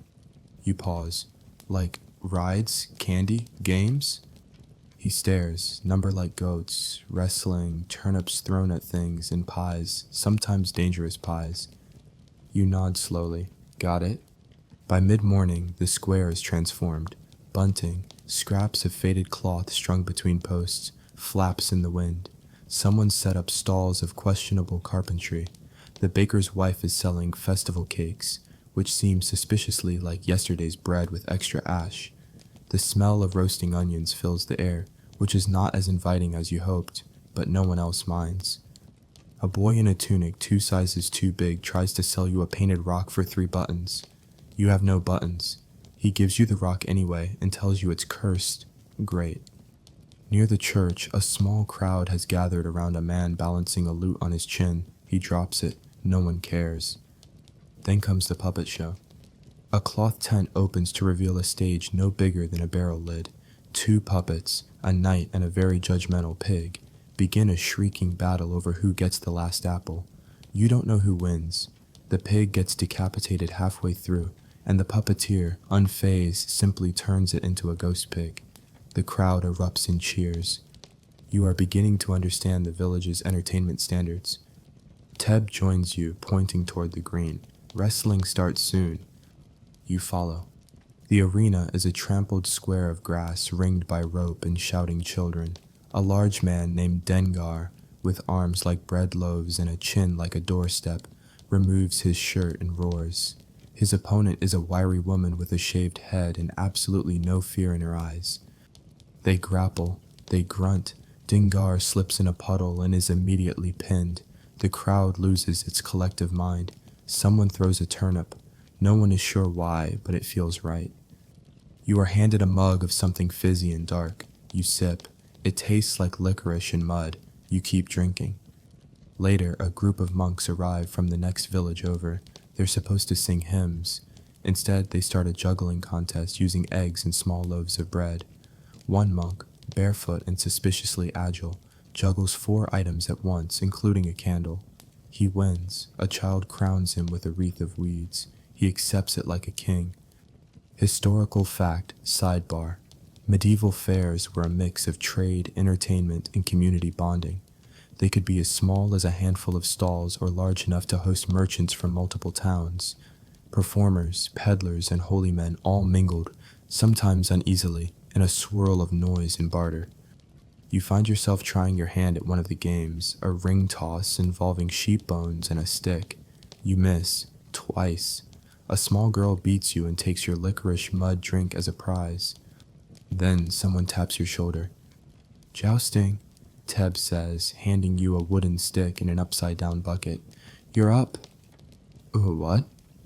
Turns out, jousting in this village means 2 people sit on barrels, holding broom handles, and attempt to knock each other off with precisely 0 grace or planning. Your opponent? Rollo, night watch partner, squirrel tooth survivor. The rules are simple. Don't fall, don't bleed, try to hit your opponent more than yourself. You mount your barrel, Rollo mounts his. You nod. You swing. You miss. He doesn't. You fall. The crowd cheers. Teb helps you up, laughing so hard he chokes on his turnip. "You're getting better," he wheezes. "Last month someone lost a tooth and a chicken." You dust yourself off, dignity crumpled, and accept a consolation pie. It's suspiciously warm and oozes something sweet. You bite. It is not sweet.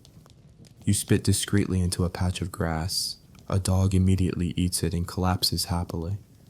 Gooseberry and onion, someone tells you. Local favorite. You spend the next hour watching a blindfolded race, a dog catching competition, no one actually catches any dogs, and a slow-motion sack-hop duel that ends in both participants falling into the duck pond. Quirky tidbit of the day, medieval fairs often included animal-related contests. Rooster fights, pig races, and goose chasing were common. One infamous sport involved greasing a pig and letting villagers chase it. The winner got the pig, in the respect of a muddy, laughing crowd. As the day fades into twilight, torches are lit and music begins. Actual music this time. Lutes, drums, fiddles. People dance in wide, laughing circles. The older villagers sit by the fire, tapping feet. Children spin until they fall down. The drunk monk juggles again. He drops everything. No one minds. You sit beside Teb, watching the flames flicker. "Not bad," he says, handing you a piece of actual roasted apple. "You look like a real villager today." You raise your gooseberry onion pie to survival. He clinks it with his half-empty mug. And then, over the music, over the laughter, you hear a quiet, strange thing. Singing. From the woods. Everyone hears it. Everyone freezes. The music stops. The singing continues, soft, high, wordless. You turn to Teb. He's pale. "That's her," he whispers. "The woman in white?" He nods. Gertie stands slowly, arms crossed. "Third time this season," she mutters.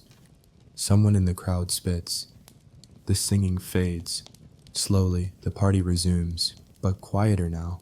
The laughter thinner, the dancing slower. People start drifting home, eyes on the tree line, doors barred tight. Teb doesn't say much on the way back to the barn. You lie awake in the hay, listening to the wind shift.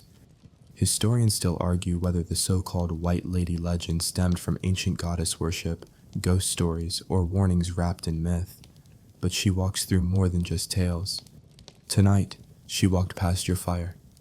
And the village noticed. You wake late. The village is already in motion, but somehow quieter than usual, as if yesterday's fair burned through everyone's laughter and left only the soft, smoldering coals of routine. Outside, the fog is thick, a damp, heavy mist clinging to the thatch and the trees in the back of your throat.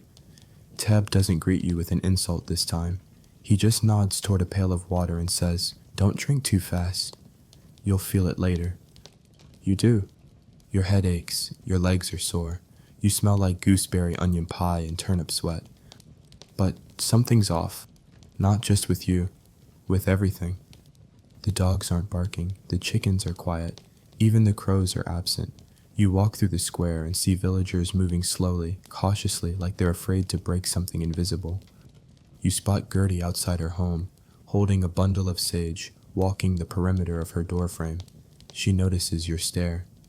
"Wards," she says. "Fog like this, it brings things in." You open your mouth to ask what things. She doesn't answer. Teb finds you near the well, hands you a small bundle of herbs wrapped in linen. "Keep this on you today," he says. "Don't argue." You don't. You help him with chores, but it's different now. Everyone moves in pairs. No one goes near the woods. Even the smith, usually a pillar of gruff logic, hangs a rowan branch over his forge. The whispers begin after noon. Someone saw hoof prints outside the pasture gate. No horse, just the prints, deep and wrong. Someone else saw a woman by the stream, brushing her hair with a comb made of bone. The reeve is tight-lipped. He orders windows shuttered and doors bolted early. Church bells are rung at odd hours. The priest walks the edge of the fields with a censer, muttering prayers and glancing over his shoulder. You start asking questions. Too many. So Teb sits you down and tells you the story. Not the whole thing. No one ever tells the whole thing, but enough. About the dancing plague. About when it hit a town just like this one years ago. People began to dance, slowly, then wildly, and couldn't stop. Their feet bled, their bodies shook. Some danced themselves into graves. Others laughed until they broke apart. No one knows why, Teb says. Some say spirits, some say mushrooms, some say sorrow, real deep sorrow that bubbled up and had nowhere else to go. You blink. That's poetic. Not mine, he says. That was Gertie, right before she burned her own shoes. He stands. Just keep your head clear tonight, and if you hear music, don't follow it. You work through the afternoon trying not to think about that. But the fog stays. And late in the day, the music starts. Faint, rhythmic, distant, like a drum beat through water. At first you assume it's the blacksmith, then the tavern. But no, it's coming from the woods. You're not the only one who hears it. People stop what they're doing. The baker drops a bowl. The priest runs from his chapel, white as bone. Then a figure appears, down the path from the forest. A girl, in white, dancing. Slow, swaying steps, barefoot, eyes wide. Everyone stares, frozen. She keeps dancing. Gertie rushes forward, shouts something you don't understand. The reeve follows with two men. They grab the girl, who doesn't resist, only hums a low, wordless tune. Her feet are raw, bleeding. Someone whispers, "It's happening again." You're ushered away before you can hear more. That night, no one sleeps. The fog doesn't lift. Torches are kept lit. The fire in the square burns until morning. The girl, you learn, doesn't speak, just rocks gently, still humming. The priest says it's madness. Gertie says it's remembrance. The smith mutters about cursed winds. Teb doesn't say anything. Historical fact break. The dancing plague of 1518 in Strasbourg was real. Dozens, possibly hundreds, danced uncontrollably for days. Some died. No one fully knows why. Theories range from ergot poisoning, a fungus on rye, to mass hysteria, to collective trauma, To this day, it remains one of history's strangest episodes. Back in the barn, you curl up in your hay, unable to sleep.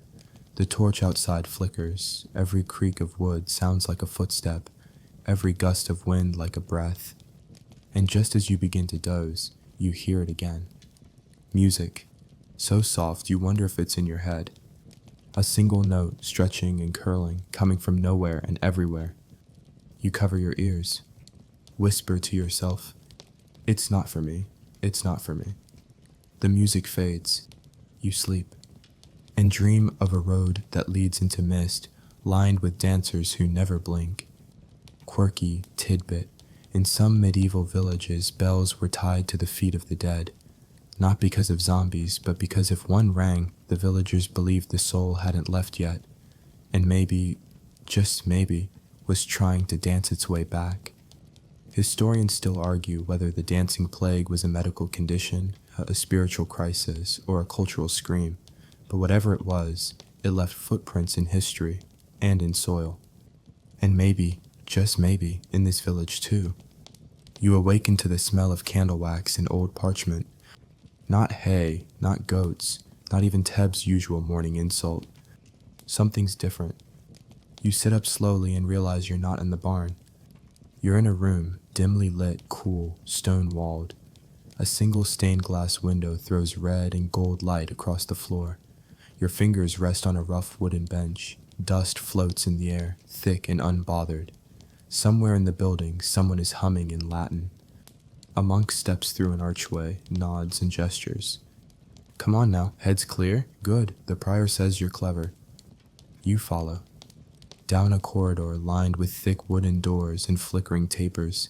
Every step echoes. The stone floor is cold under your feet. Someone forgot to give you shoes again.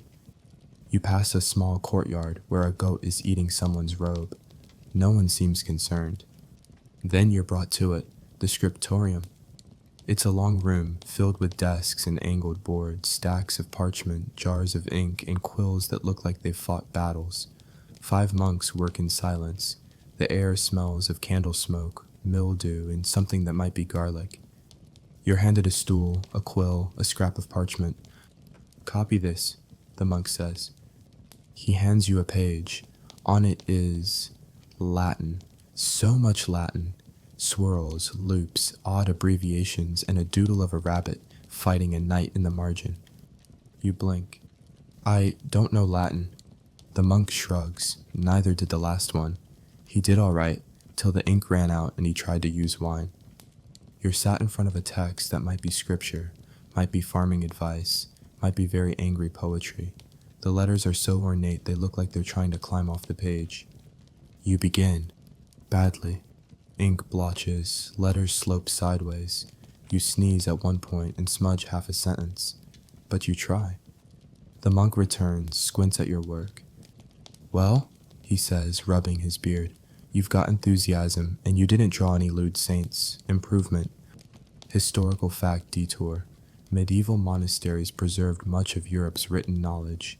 By hand. Scribes spent long hours copying books, sometimes adding notes or commentary. Marginalia, those odd little drawings in the corners, range from the holy to the hilarious. Rabbits with swords, very real. During a break, you're shown the monastery's small library. It's beautiful. Dozens of volumes, each hand-bound, sitting like sleeping secrets on wooden shelves. Texts on medicine, astronomy, theology, gardening, and one labeled Beast, Known and Unknown. You flip through that one. There's a drawing of a unicorn, also a very smug snail fighting a knight. A monk leans over. "Unicorns are real," he whispers. You nod solemnly. "Also," he adds, "never trust a weasel. They smell sin." You nod again, a little slower. Back in the scriptorium, the prior appears, a tall man in spotless robes and an expression carved from marble. He surveys your work, squints, and asks, "Do you see letters as animals, or is that just your style?" You open your mouth. "No matter," he says. "We need a runner." You blink. "A what?" "Take a message to the priory near the river. 1 day's walk. Return by dusk tomorrow. Teb says you can be trusted."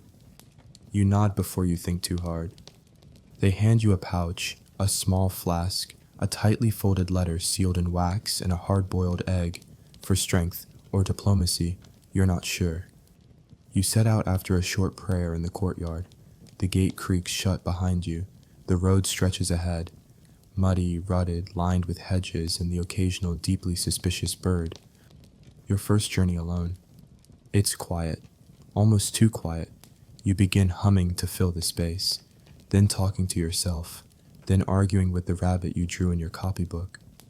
Around midday, you pass a shrine, a weather-worn statue of a saint with one arm missing. Someone's left it a bundle of herbs in a single shoe. You add the egg. It feels right. You arrive at the priory just before dusk.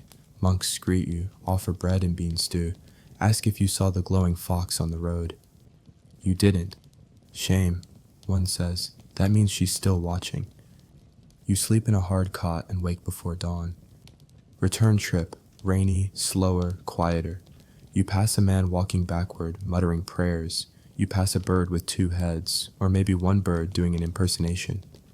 The road curves like a question mark. By evening, the monastery rises before you. Smoke from the hearth, candlelight in the window. You made it. The prior nods as you hand him the letter. Well done, he says. Did the egg help? Not sure, you reply honestly, but the shrine has it now. Good, he says. That saint's picky. You leave the monastery that night with sore feet, a new appreciation for ink, and a half-finished page of unicorn notes in your pocket. Back in the village, Teb grunts. You didn't get lost. Not bad. He pauses, squints. Smell like garlic and ink. Better than goat. Quirky tidbit time. Some monasteries created books of beasts, bestiaries, full of moral lessons hidden inside animal tales. Unicorns symbolized purity. Lions symbolized Christ. The basilisk? Don't ask. Just don't look it in the eye. Historians still argue whether the monks who drew sword-wielding rabbits and dancing snails were bored, symbolic, or gently losing it after copying the Book of Job 5 times. Maybe all three. That night, you dream of letters that crawl, books that whisper, and a unicorn gently judging your penmanship. You wake with ink on your cheek, and a feather in your hair. Winter comes slowly, first with silence. The birds vanish. The mornings bite harder. The sun rises late, groggy and pale, like it too would rather stay under a blanket. You begin wearing layers, wool tunics over wool shirts over regret. The wind finds every gap. Your breath fogs in the morning and hangs like a ghost just behind your lips. In the village, the signs are everywhere. Bread gets harder. Stew gets thinner. People walk faster, speak less. The fields once buzzing with bees and boys chasing pigs are now empty stretches of frost and fading roots. Inside the barn, Teb teaches you how to seal gaps with moss and scrap cloth. You'll thank me, he mutters, stuffing the crevices. Come frost month, even spiders wear cloaks. He's not wrong. You're assigned to help with winter prep, chopping wood, salting meat, hauling buckets to and from the well until your hands go numb and your back mutinies.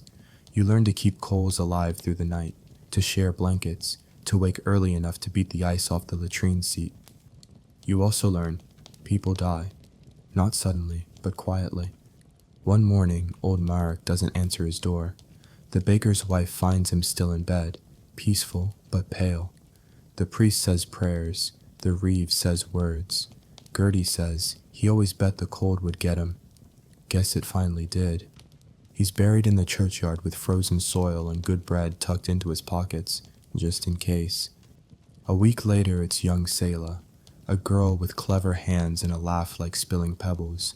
Sick one day, gone the next. Winfrith says it was the lung cramps, nothing to be done. The village doesn't stop, it just shuffles onward. Teb says, winter doesn't take the weakest, it takes the unlucky, or the ones who look up at the wrong moment. You ask what that means. He doesn't answer. Historical fact interlude. Winters in medieval villages were brutal. Cold, hunger, and illness hit hardest between January and March, often called the famine months. Food stores ran low. Disease spread in crowded, smoky homes.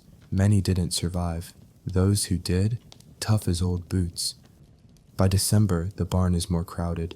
Travelers from nearby hamlets arrive, seeking shelter. The priest shares soup with a man who once cursed him for blessing the wrong cow. No one cares, not in this weather. You meet a woman who makes charms from river stones and worn cloth. She tells you to wear one around your neck. Not for luck, she says, for memory. So if the wind comes to collect you, something stays behind. You wear it, always. At night, the fire becomes the village's heart. People gather close, sharing stories, stews, silence. You learn which floorboards groan, which blankets to avoid. Gertie's smells like badgers, and how to keep a pot of water warm without boiling it dry. And then there's the game. One night, a group of kids begin playing something they call Guess What Killed Uncle Robert. It's dark humor, very dark, but the rules are simple.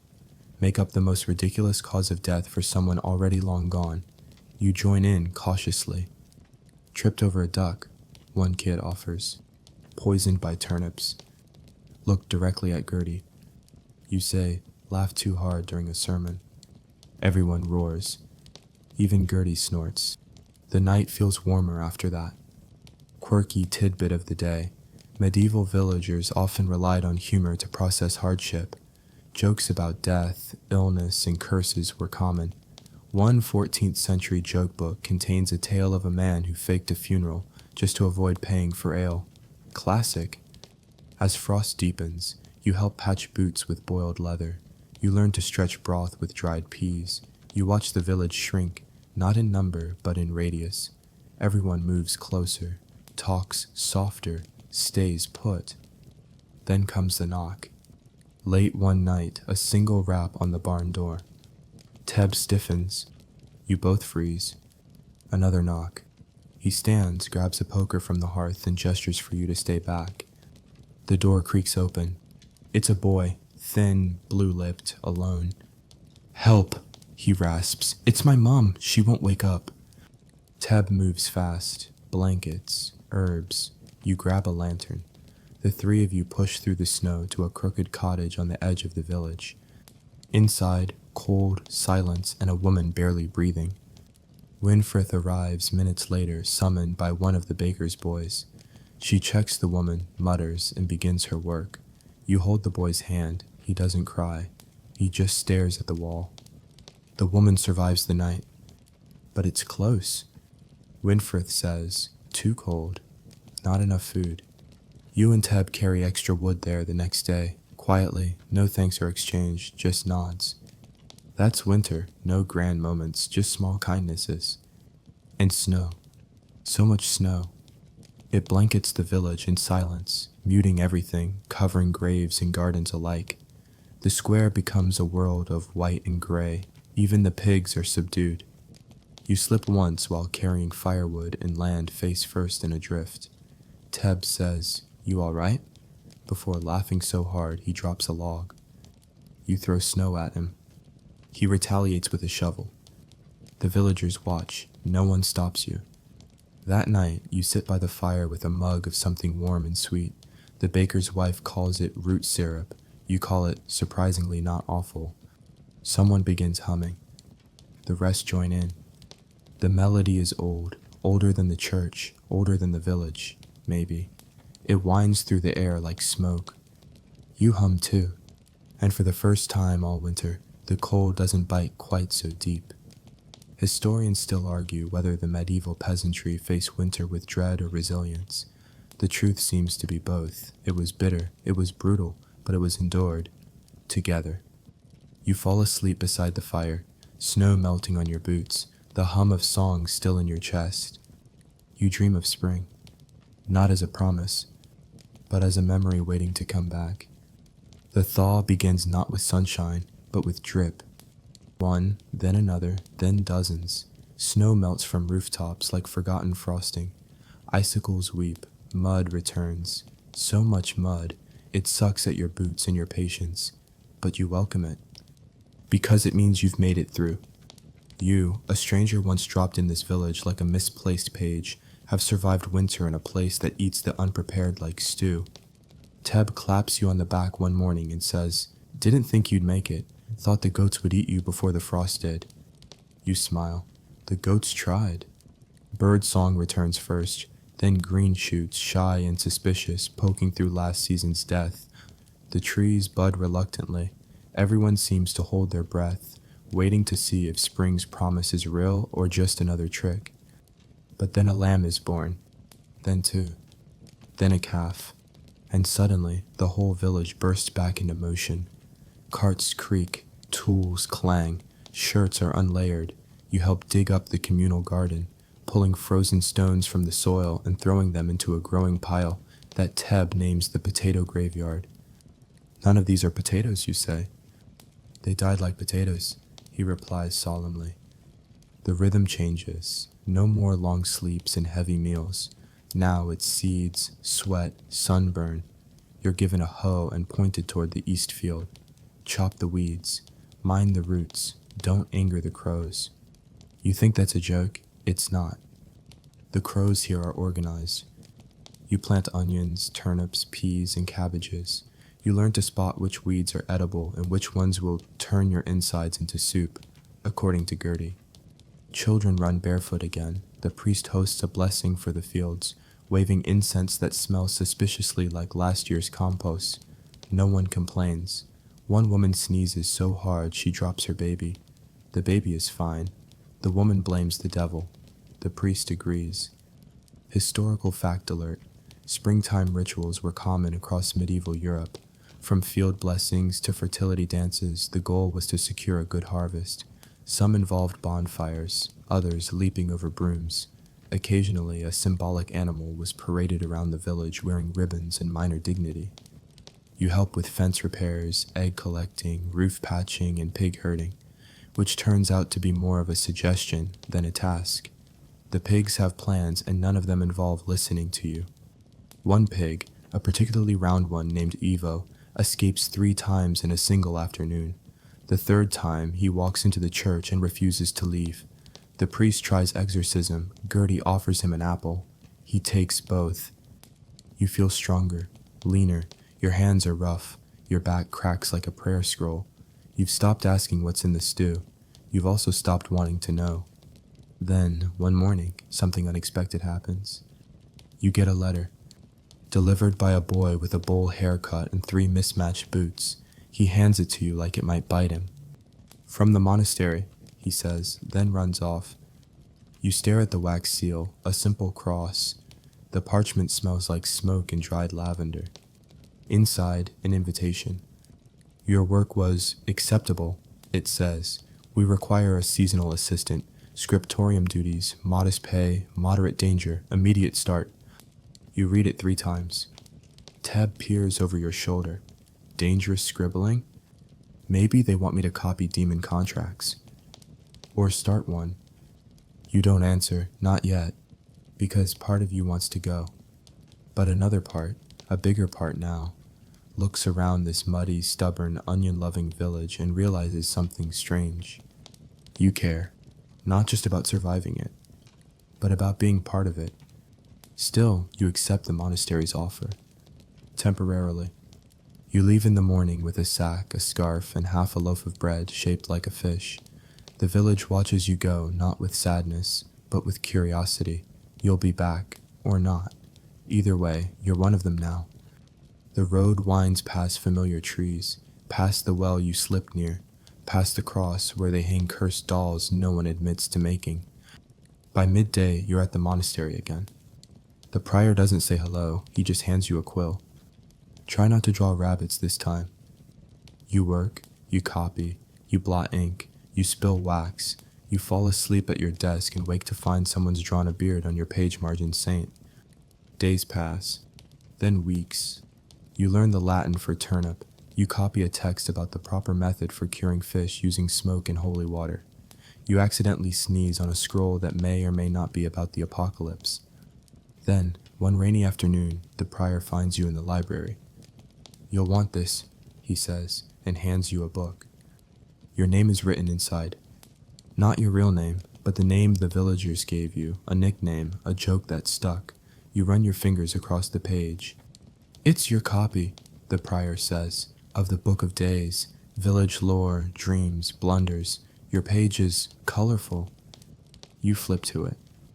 There, drawn in heavy ink, is a figure riding a pig, holding a cabbage like a crown. You laugh, harder than you have in weeks. Quirky tidbit corner. In some remote monasteries, scribes included drawings of local events and villagers in their books. Part record, part satire. Some marginalia survives today, showing everything from village festivals to accidental fires to a monk losing a boot in soup.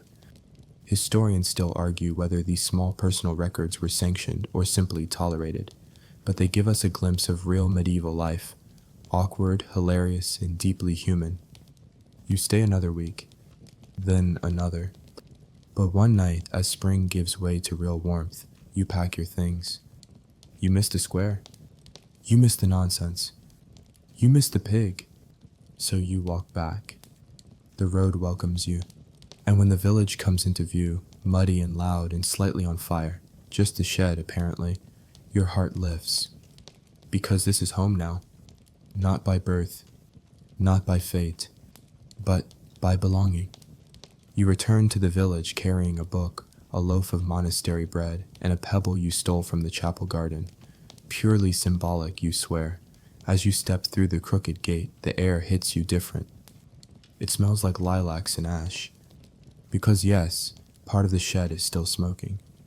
Back just in time, Teb calls out, waving a shovel like a greeting. We've had 3 minor disasters, a birth, and a mysterious cart that arrived full of eels. You blink. I'm going to need all of that repeated. He shrugs. Later, grab a bucket. By the time you've helped smother the last ember with damp straw, your hands are filthy, your cloak smells like regret, and you've been force-fed an eel sandwich by someone's overly excited aunt. Still, it's good to be home. And it's not long before you notice something new. Everyone's building something. Wood planks, stone stacks, banners, ribbons. Even the goats are tied up in unusually decorative knots. Festival of renewal, Teb says. Spring survived us again, so we celebrate. And by celebrate, I mean we wear ridiculous hats and try not to set the church on fire. You've already set the shed on fire. He smirks, warming up. You help string garlands between the bakery and the tavern, slipping once and nearly decapitating a chicken. It forgives you, you think. It may also now be possessed. Hard to say. The village is alive again, not just surviving, living. Songs echo through alleys. Children rehearse a play involving 2 knights, a worm, and an overdramatic queen. Gertie supervises, wielding a spoon like a sword. She's cast herself as the unkillable spirit of mud. It tracks. You're handed a costume, rough linen dyed with berries, bits of hay stitched along the cuffs. You ask what part you're playing. You're a person who didn't die. A boy tells you. It's a key role. At the dress rehearsal, the goat eats part of the script. No one minds. The next day, the festival begins at dawn with a horn blast from the top of the church. It sounds like someone stepping on a goose. Everyone cheers. By noon, the square is packed. Bread, ale, pickled everything. A man in a bear costume leads a parade. He is sweating visibly. The priest hurls flower petals and Latin phrases at passing children. The baker offers blessed buns, which may or may not include real flower petals. You spot the eel cart again. It's been turned into a stage. A juggler performs, 3 apples, a dagger, and something still moving. The crowd gasps, applauds. 1 apple is stolen midair by a crow. The juggler bows anyway. Then the play begins. It is not Shakespeare. But it's funny, it's loud, it's oddly poignant. The queen weeps, the worm reforms, the knights marry each other. Gertie dramatically dies and immediately comes back to demand her spoon. And you, person who didn't die, walk on stage at the end, hold up a turnip and shout, "We made it!" Everyone cheers. Someone cries. You might cry too if the turnip weren't so heavy. Historical fact time. Medieval seasonal festivals were deeply woven into village life. Spring celebrations often combined Christian and pagan traditions, fertility rites, maypole dances, processions, and plays. These gatherings helped communities process loss, welcome rebirth, and poke fun at death in ways only the living can. That night, a feast. You sit beside Teb, face warm from firelight and wine. A group sings around a bonfire. Someone's playing a fiddle with 2 strings and too much confidence. The stars burn low and soft above.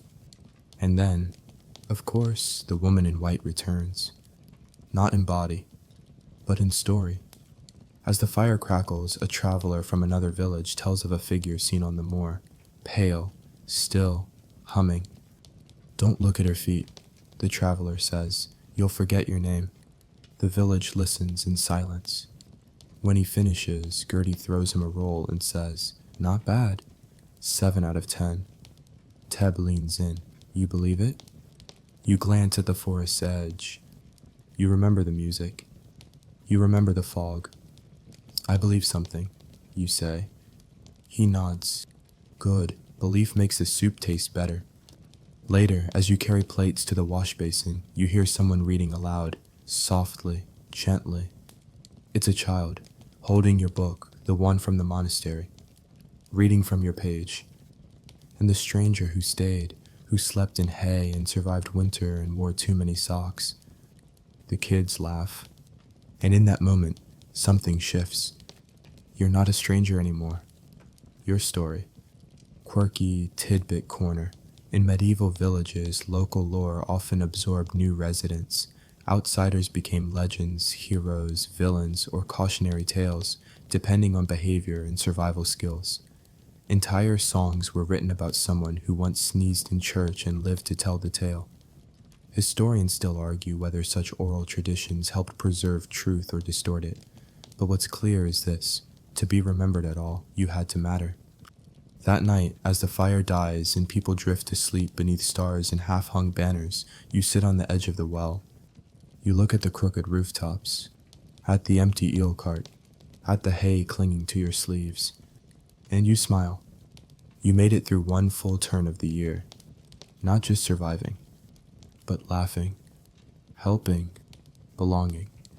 You never planned for this, but maybe this was always the path. Winding, muddy, full of dancing pigs and haunted forests and unexpected pie, but somehow exactly where you were meant to end up. There's a calm that follows the festival, a long, contented sigh. The square returns to its usual rhythm, chickens wandering where they shouldn't, laundry lines tangled like arguments, and the blacksmith's hammer ringing out every few minutes like an impatient church bell. You wake to birdsong and a broom handle poking your ribs. "Teb, you're not on holiday," he says. "You're compost." Is that an insult or a task? Both. You groan, stretch, and follow him to the field behind the barn, where a growing pile of things that smell like the end of days waits. It's compost season. Again. You stir it with a pitchfork and try not to breathe, or blink. Teb grins. You finally found your calling, ambassador of rot.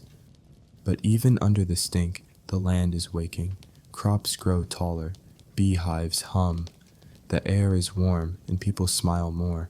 Even Gertie, who's begun carving charms from applewood and leaving them on people's doorsteps, just in case. You find one shaped like a frog on your pillow. You keep it. You've also started teaching. Sort of. One morning, the baker's son asks how books work. 2 days later, you're sitting under a tree with 5 children and a very confused goat, teaching the alphabet using drawings of screaming vegetables and confused saints. The kids love it. The goat eats your notes. A girl named Laura starts copying your letters with obsessive precision. You ask where she learned to write so well. "From the old grave markers," she says. You pause. "Like in the churchyard?" She nods. They don't mind. They're not using the words anymore. You make a mental note to ask Gertie if that's considered borrowing. That afternoon, you help Teb fix the north fence. It's splintered and sagging and has a tendency to collapse during storms or when stared at too hard. As you hammer, he says, "You staying?" You glance at him. "Where else would I go?" He shrugs, thought maybe the monastery or back to the place you came from, whenever that opens up again. You lean on the fence, watch the sheep chew grass with professional indifference. I don't think it does, you say. Not really. He nods. That's all right. This place, it grows on you. Like moss, you reply. Or barn fungus. You both laugh. The fence creaks. Historical fact burst. Medieval villages didn't just raise crops, they raised people. Outsiders could integrate through labor, marriage, or even survival. After a year and a day, someone could claim residence rights. Time, effort, and shared hardship were the currency of belonging. By evening, you're back at the square, helping hang new lanterns. They're for no special occasion, just light for the sake of it. You climb a ladder, tie the string, and look out. Over the roofs, over the trees, past the edge of the village where the horizon curls like an old smile. That's when you see it. A horse, riderless, walking slowly down the road. You descend the ladder, cautious. Teb follows, others gather. It's a village horse, one that vanished during a winter storm months ago. But no one expected it to return. Tied to its mane is a small sack. Inside, a piece of parchment, a map, and a message. They're coming. No name, no seal. Just those 2 words. You glance around, no one moves. Then the Reeve steps forward, takes the map, reads it in silence. Then he nods. South Road, he says. We've got time. What does it mean? You ask. He looks at you. It means not everyone out there is friendly or safe, but we've been lucky. Let's make sure we stay that way. That night, the mood changes slightly. More doors are bolted. Fewer fires are left burning. But no one panics, because panic is for cities. Villages prepare. You spend the next week checking traps, reinforcing fences, sharpening tools, and listening to whine, to rumor, to footsteps in the woods. But nothing comes. Not yet. Life continues, cautious but unbroken. You teach more kids, you help birth a goat, you fall asleep with your boots on and wake up with 2 kittens in your shirt. One of them now follows you everywhere. You name him Inkblot. Then comes the rain. It starts gently, then swells, then swallows. The river floods, the paths vanish, the chickens go on strike. You're knee-deep in water, hauling barrels onto higher ground when the bell rings. Church bell. Once, twice, then silence. You drop the barrel. Everyone does. Because that signal, it means stranger at the edge. You and Teb grab cloaks. Swords are too rare here. You arm yourself with a rake and hope to look menacing. At the gate stands a figure in soaked robes, face hidden, hands raised. I seek shelter, the voice says, and I bring news. The Reeve appears. So does the priest. Gertie, half the village. You watch the figure lower their hood. It's a woman, middle-aged, tired eyes, bruised cheek. She says, they're coming, south of here, burning villages, looking for books, for names. You freeze. She pulls something from her satchel. A book, one of yours, from the monastery. The cover scorched. She holds it out. I stole it back. Quirky tidbit spotlight. Some monasteries in the later Middle Ages became targets, for bandits, for rival lords, even for invading forces. Books were precious, names within them sometimes more so. Knowledge, after all, is power, especially when it's forbidden. Historians still argue whether traveling scribes help spread rebellion or simply preserve truth, but the closer truth gets to power, the more dangerous it becomes. That night, the book sits on the table beside the fire.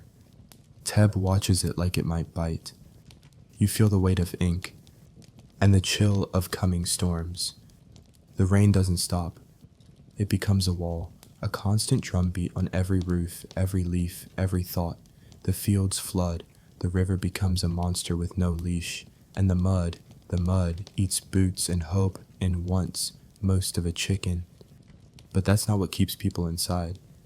It's the fear of the road, of what's beyond it. of whoever sent that horse, and whoever wants that book back. You sit with the rescued manuscript in your lap, thumbing its edges.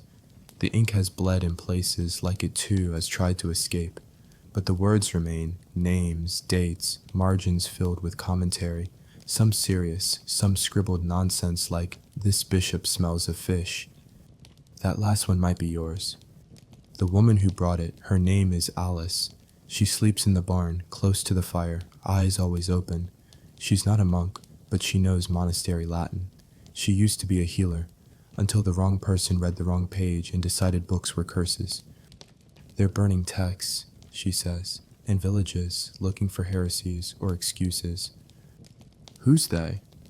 She shrugs. One of the lords, or not a lord, might just be fear wearing a helmet. You tell the reeve. He tells the priest. And suddenly, the village is a nest of whispers. What do we do? Where do we go? Will they find us? You stay up late with Teb, the priest, and Gertie, planning, not to fight. There are no swords here, only pitchforks and bad tempers, but to hide, the books, the people, the story. The priest suggests burying the book. Gertie suggests giving it to the pig. You suggest something else. We copy it, you say, 1 page each, spread out, let the words live in pieces. They stare at you. Then Teb grins. Clever. Books like onions, hidden in layers. The priest frowns. Blasphemous onions. But he doesn't stop you. So begins the quiet rebellion. You tear the book into folios, small bundles wrapped in waxed cloth and tucked into baskets, bread ovens, flour sacks, coat linings, each piece copied once, maybe twice, scribed by candlelight on scraps of linen or the backs of song scrolls. Laura helps, so do the other kids. One morning, you wake to find "Person Who Didn't Die" written in careful lettering on a ribbon tied to your pitchfork. You don't cry. You just hold the pitchfork tighter. Then a traveler arrives. Not a woman, not a monk, but a rider. Armored, heavy, with a red badge you don't recognize. The village freezes. He asks for names, specifically for you. You step forward. He doesn't look impressed. "Where's the book?" he asks. "What book?" He doesn't smile.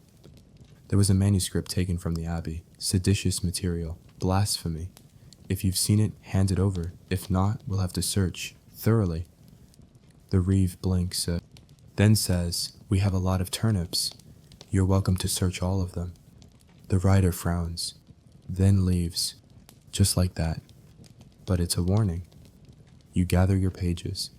You dig a hole under the oldest tree in the square, a tree that's been here longer than any villager remembers, a tree that's seen plague and fire and too many winters. Inside, you place a scroll. Just one. Yours. The story of how you woke up in a village, how you learned to survive, to belong, to change. You seal it in a clay jar, wrap it in cloth, press it into the earth, and cover it, not to forget, but to protect. Historical fact, flare up. Clay-sealed scrolls and hidden manuscripts have been found throughout history, from Qumran to the British Fens, sometimes religious, sometimes personal, always precious. When words become dangerous, the brave don't destroy them, they plant them. That night, the rain finally stops. You sit on the barn roof beside Teb, watching the clouds part. Stars prick the sky like pins in old wool. He tosses you an apple, half rotten. You eat around it. "You ever gonna tell me where you're from?" he asks. You shake your head. "Does it matter?" He thinks, then says, "No, you're ours now." The village sleeps, quiet, whole, stronger than it seems, because it remembers, because it writes back. Quirky tidbit drop. One medieval tale tells of a village where no names were written down, only sung, so invaders couldn't erase them. The melody changed, but the memory never did. Historians still argue whether such stories are fact or folk, but here's the truth: stories are seeds, and this one just took root. You lie back, arms crossed, boots muddy. The stars blink overhead. Inkblot purrs by your side, and you whisper one final line. I woke up in a medieval village, and I didn't want to leave. The wind has quieted now. No more pounding rain, no more distant hoofbeats or villagers murmuring behind closed doors. The festival is long past, the fields are green again, and the chickens are back to laying eggs in everyone's boots. You wake to sunlight, soft and gold, filtering through barn slats like spilled honey. It warms your face before your eyes open. The hay beneath you cradles your back like an old friend. You hear Teb somewhere nearby, humming to the pigs. There's no rush, not today. Today, the world moves slowly, like a tired breath, and for once you let yourself move with it. You stretch, yawn, sit up, a little ache in your spine, the kind that says you worked hard yesterday but didn't break. Your shirt smells like wood smoke and dried herbs, and the frog-shaped charm Gertie gave you is still tucked into your sleeve. Outside, the village stirs in soft rhythm. A boy chases a goose with a broom. Gertie is muttering to a tomato plant. The blacksmith's forge lets off a single sleepy puff of smoke. Not work, just a promise that work might happen later. You walk through the square without shoes. The cobbles are warm. Someone left a half-eaten pear on the well's edge. No one minds. You don't say much to anyone. They don't say much back. You don't need to. Everyone knows who you are now. Not because of one grand act or a book or a stranger's warning, but because you showed up, day after day, through mud and frost and fire, through laughter and missteps and quiet repairs, through the kind of slow, shared living that binds people tighter than any oath. And that's the thing about villages. They remember the ones who stay. Not just their names, but how they stirred soup or patched fences or cried once during a song and thought no one noticed. They did. You find a stool under the oak tree, the oldest one in the square, the one under which you buried your page. And you sit, not to guard it, not to mourn it, but to honor it, because your story isn't over. But this chapter is. The breeze moves through the leaves above, whispering things you don't quite catch.